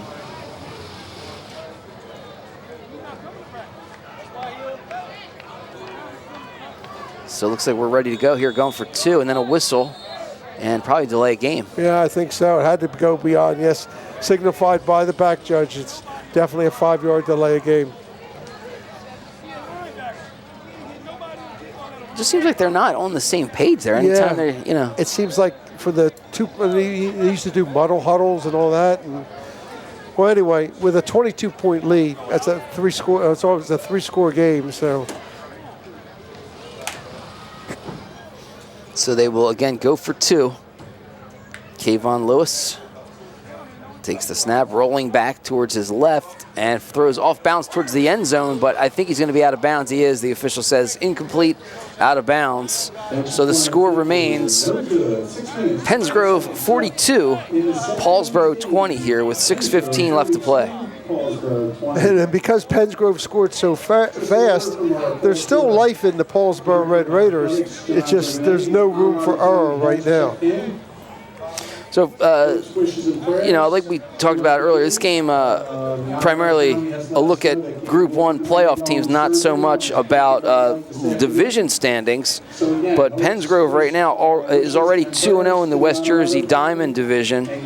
Glassboro improved to 2-0 last night with a 28-7 win over Bishop Eustis. Woodstown now 0-2, now 1-1 in division play after they beat Deptford 24-14 last night. And you've got Salem last night played Burlington City. That score was not recorded as of this morning, so that's a look at your standings there for Pennsgrove. So they're kind of in command in the West Jersey Diamond right now. Yeah, winning your division is always a good thing and always one of the goals for what you want. But both teams these teams out here have much more aspirations besides just the divisional. They're looking at how the regional rankings will be coming out for all our fans that want to watch that type of thing. GridironNewJersey.com is the official a tabulator of points and standings and results for the NJSIA. It is available for you on the internet. They have everything done each Sunday for the people to watch. Yeah, very good site. I've been using that for a number of years. If this game continues, Pennsgrove, Middlesex, and Gateway are undefeated teams. Kickoff return. Back at the 11, it was Zamir Dobson, I think number 15, returning that one, and he gets out across the 25 to the 28. So when you're coaching, Mike, here's what you're looking. You're down by 22. You need 3 scores. If all coaches still want to win the game, so you got to score in a hurry. You're going to look for any possible way you can score in a hurry. If you don't score, and then Pennsgrove gets the ball back, then it's probably just play out the game. So many guys for Paulsboro banged up. Tootin now just sitting on the not even standing on the sideline, sitting on the bench here. So you're down without him as this handoff comes through the line of scrimmage and then stood up after a gain of about 2. For Paulsboro, that was Amir Bateman picking up a couple yards. And he's the sophomore running back that Glenn Howard speaks so highly of. They really feel as the season's going along. He's been the leading ball carrier the first 2 games. He's going to really be a factor. Had 20 carries for 220 yards last week as Paulsboro beat Haddon Heights here at Bennett Field. Thomas to throw, connects, and picks up about 5, as that was Miles Benjamin. And a pretty good pass there thrown by Thomas. Now sets up the fact is you need to get the first down right here. 3rd and 3. Clock continues to run with 5:15 and counting. Here's Thomas back to pass. Steps up into the pocket, now being pursued from behind, throws, and it's caught complete to Brian Hardy. Hardy still on his feet, stiff arming, and now wiggling his way down to the 20. That was a gain of about 43 yards. Now there is a flag down on the field. Where it is, unfortunately, looks like it's in the area of holding.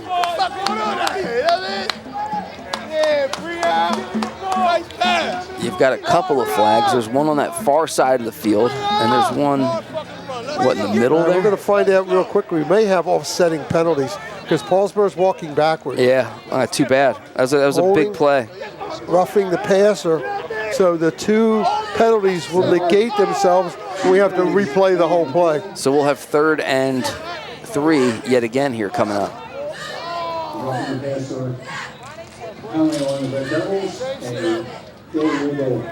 So Hardy, with the catch, it was deflected. He was able to bring it in and make a heck of a run after the play, but all for naught here as offsetting penalties bring it back and replay the down here, 3rd and 3. And we're right back to where we were before. Paulsboro needs to get a first down.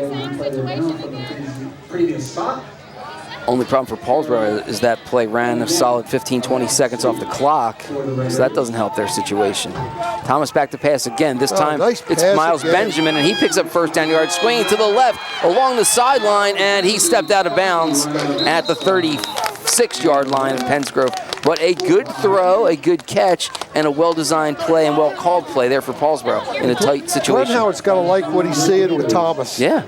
Because he stepped in a very difficult situation and is doing really a admirable job. So Paulsboro here playing their third straight game at home. Conversely, Pensgrove, this is their third straight game of the season on the road. There's our play again, just to show how Benjamin was able to get himself open and get down that sidelines. Thomas swings it out right. That's Bateman. Bateman with the catch and the run, and he picks up 8. This Paulsboro offense starting to come to life in a different way, Fred, without Tootin on the field. Yeah, it's a really interesting situation. It's got to build your confidence up because Thomas is just looking, finding receivers. Glenn Howard's putting him in situations where he can be successful, and this is going to pay dividends off as the season goes along. Here's another look at the throw. Yeah, you can see it's a great throw. There's a lot out coming back, and just a nice fill by the corner where he might have been in the end zone. This is a run up the middle. Bateman is the guy running it again. We're straight up the middle. I'll tell you what, I don't think the final score is on the board. That was actually Tootin with the run back in there. You can see he's favoring his right leg a little bit, but he's back in there. And we've got a stoppage. The chains were not ready, and Pensgrove actually called timeout. So I thought they were stopping it because the chains weren't in position, but it was actually a Pensgrove timeout. I think it's a good Pensgrove timeout because they've kind of been on their heels on the last 3 or 4 plays. So Paulsboro in the West Jersey Football League Memorial Division, 1-0 in division play. This, of course, not a division game. Gateway, which won the division last year, is a 42-0 winner last night over Florence. That was a non-league game, so they remain 1-0. And Haddon Heights lost to Sterling, also a non-division game last night. So the standings will remain Gateway, Woodbury, and Paulsboro all at 1-0. Palmyra and Woodbury matching up today. Again, not a division game, so those teams will all remain 1-0 in division play. Audubon, Haddon Heights, Lindenwold all 0-1. We got to give some kudos out to the Gateway coaching staff because that program was just about dead. Yeah. 5 years ago or 6 years ago, and they've come back now, and they're developing into a constant winner, and that's the sign of a good program. It's like Pensgrove had a stretch in the late 90s when they were down, and then bang, they came right back up to prominence, and Paulsboro's been there forever. And really, Fred, for Gateway, I mean, that's a program that's had really a lengthy list of struggles. Here's Tootin hopping his way towards the end zone. Touchdown for Tootin. Base shell Tootin with another one. And hey, we're not done yet. As you said, the final score not yet on the board. Red Raiders, base shell Tootin. He's limping off the field, but let me tell you, Mr. Tootin, you have had yourself a football game. Unreal. That's his shortest touchdown run of the day. I guess that was about 19 yards. Well, Paulsboro's going to go for 2 now to try to come even closer. Oh, that's a great throw, but unfortunately, no connections are made down, so the score will remain Pensgrove 42, Paulsboro 26. In today's game, Pensgrove 42. So still Here's Tootin's run. Just watch his legs going. He just has speed. He has good sight and knows where that end zone is. When he reached the goal line, he turned his ankle, as you can see, and that's why he was coming off. Now, we can see that as it goes through, and you can see him being administered to on the sideline, but it looks more like a cramp than anything else that's been done. All right, so now you got an interesting situation. We see, look at the clock. We know how much time is left. Does Glenn Howard decide to do an on? He still trails by 2 scores. Does he try to onside kick here to try to get the ball, or does he decide to kick, use his 3 timeouts, try to score, and then onside kick?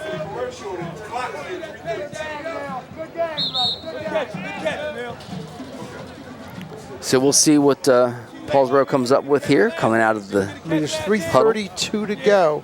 If you kick the ball to Pensgrove, you have to use your timeouts, but if they get a couple first downs, the game is over. Let's see what the decision-making process yields here.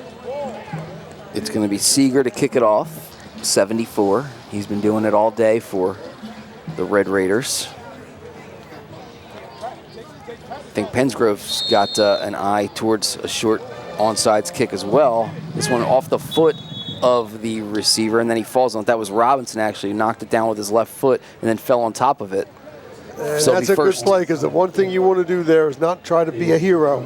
Cover that ball, and you're in good shape. It was almost a soccer maneuver. He kind of stopped it with his foot, trapped it, good move, and then fell on it, combining a couple of sports. Well, we saw Robinson earlier kick off a couple of times. Maybe he's got some soccer in his background.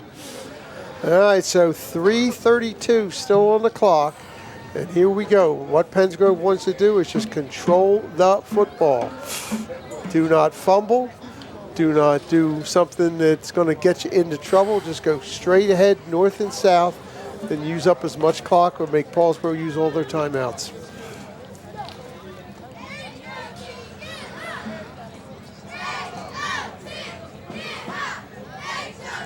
So let's see who Pensgrove has in the backfield now. It's Robinson and it's Carter. Both of them have really been workhorses as we come through around. Best back, best play. So it's Robinson this time running left, picking up about 3.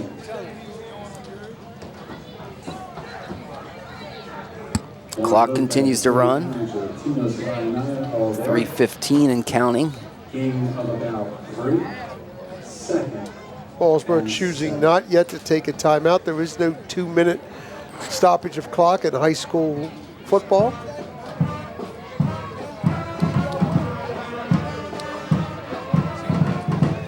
Lewis in no hurry, standing over the line of scrimmage, just kind of surveying things. Now ready to roll. This time it's Carter. Carter grabbed by Medica right away. Nice job by Max Medica to come up and make that play. As soon as the referee starts it, the play clock goes to 25 seconds. Quarterback will watch the back judge or the side judge, wait for him to make the count, which indicates 5 seconds are left, and then run the play.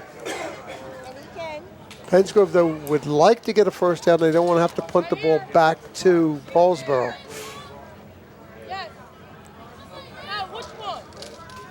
So again, Lewis will take his time. They'll wait for the count to begin. Pensgrove calling over to the sideline. Looks like somebody's missing, maybe. I think he's watching for that back judge to make the call. Hand off to Carter. Carter is going to pick up a first down. But it looked like something was going wrong because Jamar Johnson was yelling over to the bench. And you're right, there was a very animated Pensgrove coach on the sideline yelling and screaming at somebody. You could play with somebody missing as long as you have 7 on the offensive line. And I think that's what it was. They were trying to tell the receiver on the near side, I think it was Jaleel Patrick, yes, get up on the line of scrimmage.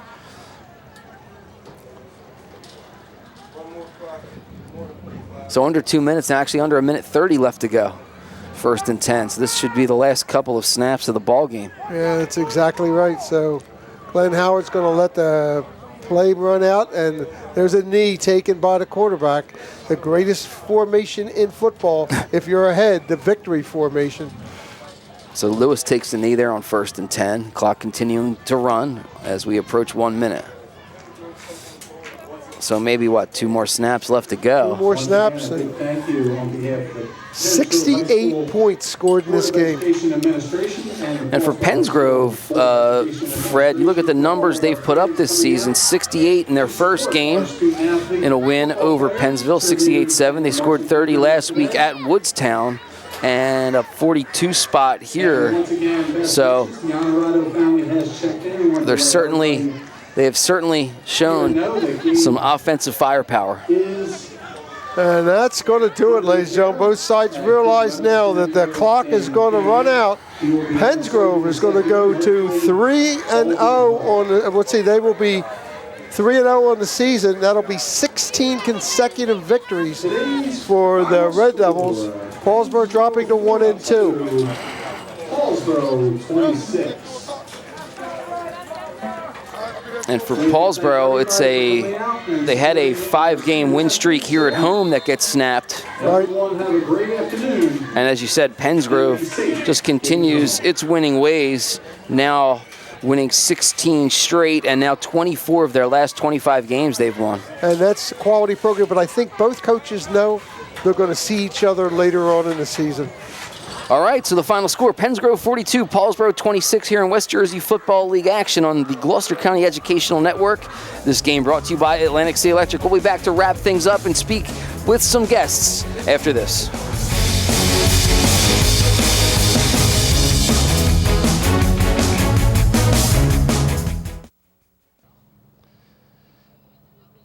Welcome back to Bennett Field here in Paulsboro. The final score, Pennsgrove wins it 42-26.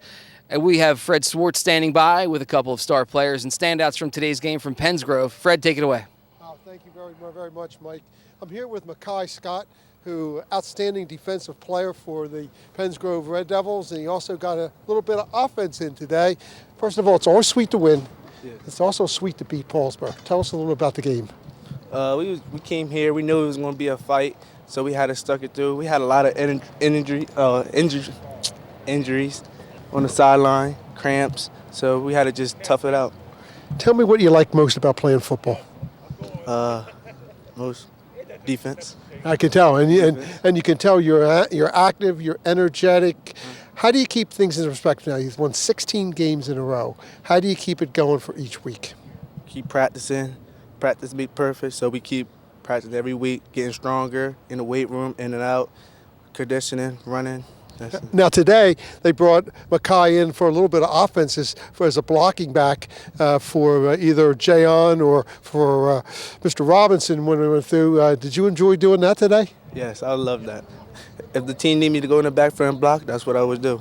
We appreciate it. He's got some offers already from Connecticut. He's definitely going to be a college football player, and you did a great job today. Let me bring you over to my next star of the game.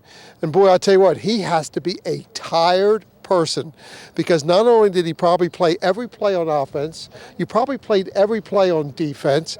I even saw you kick the ball off. Tell me what you thought about today's game. Man, well, at the beginning of the week, man, I knew it was going to be a hard fight battle. So I just came out here, toughened up, and I just battled hard, real hard. What do you enjoy most? Do you like carrying the football, or do you like playing defense? Well, all my life I played running back. I never was a defensive guy. My coach put me at linebacker. I had to suck it up and do the job. And you've done real well. I got to see this year for the first time when he was a freshman playing in the championship game against Rowan, when you really took over the second half of the game. What do you see as your goals for this season? Well, my goals for this season is to be a 1,000-yard back again, to take my team to a state championship and win it. And I tell you what, with the way you did today, they deserve to carry you off the field because you were just an outstanding player. Thank you very, very much. Thanks. Mike? And we've got Pennsgrove head coach John Emmel standing by. And Coach, this game, it was a wild one, a lot of scoring and quick scoring. You guys would score. They'd come right back and run it right back at you. But your team certainly a real good win today. Yeah, a lot of respect for Coach Howard and his coaching staff. You know, I told him before the game, I mean, that's one of my idols, man. When you're a little kid in this area in South Jersey, you look over here and Coach Howard's like Vince Lombardi. So, you know you're going to get the best out of him and his staff. And those guys played hard. You know, unfortunately, they had a kid hurt early, and as a coach, you know, you're playing all week. You don't expect to lose guys early in the game. So I'm sure that affected some of the things they wanted to do. But their kids kept fighting. They got a lot of tradition. They got a lot of, I mean, they got the most tradition. So I told him, you know, I hope we don't see them again, but I know they'll be around at the end of the year, and if we do, we're going to have to play well to beat them. And when you look at a game like this, obviously it's not a division game, but it's still a key game in Group 1. You take it as a measuring stick and a learning point, and you know you get an idea of hey, where do we stand.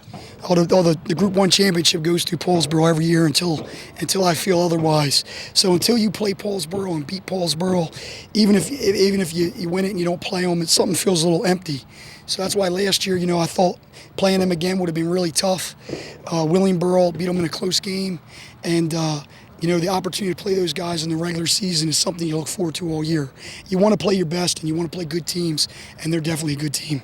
Your team showed a lot of dynamic play today with your backs. You've got Robinson, you've got Carter, who's coming in there running the ball out of the Wildcat. Then, pardon me, you have Johnson coming in there, and then Carter. So, I mean, depth for you certainly is not a problem. Yeah, we didn't do anything fancy. What we want to do is we want to get execute our stuff and get those guys touches. And I think we have enough guys that, you know, for 4 quarters, it's tough. We can wear people down. we have 2 or 3 very good backs. We have another guy that, some guys that might get a lot more touches other places, but the guys in front of them are doing a good job. That's the type of program we want to be. We want to wear people out for 4 quarters. We expected today, to have a tough game and finish it at the end. And even though we were up at times, Paulsboro didn't give up. So we had to battle, and I thought guys made plays for us throughout the game and really showed some toughness when they had to. Penns Grove head coach John Emmel, as his team improves to 3-0 this season, now won 16 straight and certainly a top contender in Group 1. Thanks, Coach. We're going to wrap things up here. Thank you, Coach. Congratulations on a big win. We'll bring Fred back to join us. And Fred, final score, again, 42-26. Penns Grove wins it. And just, a lot of great athletes making a lot of plays today on this field. I mean, up and down. It was a track meet for a while. And that's exactly what it was. But anytime you have great athletes here, anything can happen, and it did today. And it was interesting that we talked before, both teams wanted to prevent the long play. And what did we get? The long play. A bunch of them. It was interesting. Everybody has to keep in perspective that it's September the 21st. It's game number 3 on the schedule. I think these teams will meet again, and I think it'll be a very interesting time the next time they play also. Absolutely. The last time that Penns Grove lost a game was to Paulsboro, and that was at Rowan in the Group 1 final back in 2017. So Penns Grove has now reeled off 16 straight wins since then. Paulsboro unable to do it here today, but again, as you said, 2 teams that are always prime contenders in Group 1 and certainly have a chance to see each other once again. We're going to wrap things up here. Again, the final score, Penns Grove 42, Paulsboro 26. You've been watching West Jersey Football League action here on the Gloucester County Educational Network. For everybody in the truck and my partner Fred Swartz, I'm going to say bye-bye. We'll see you next time here on the Gloucester County Educational Network.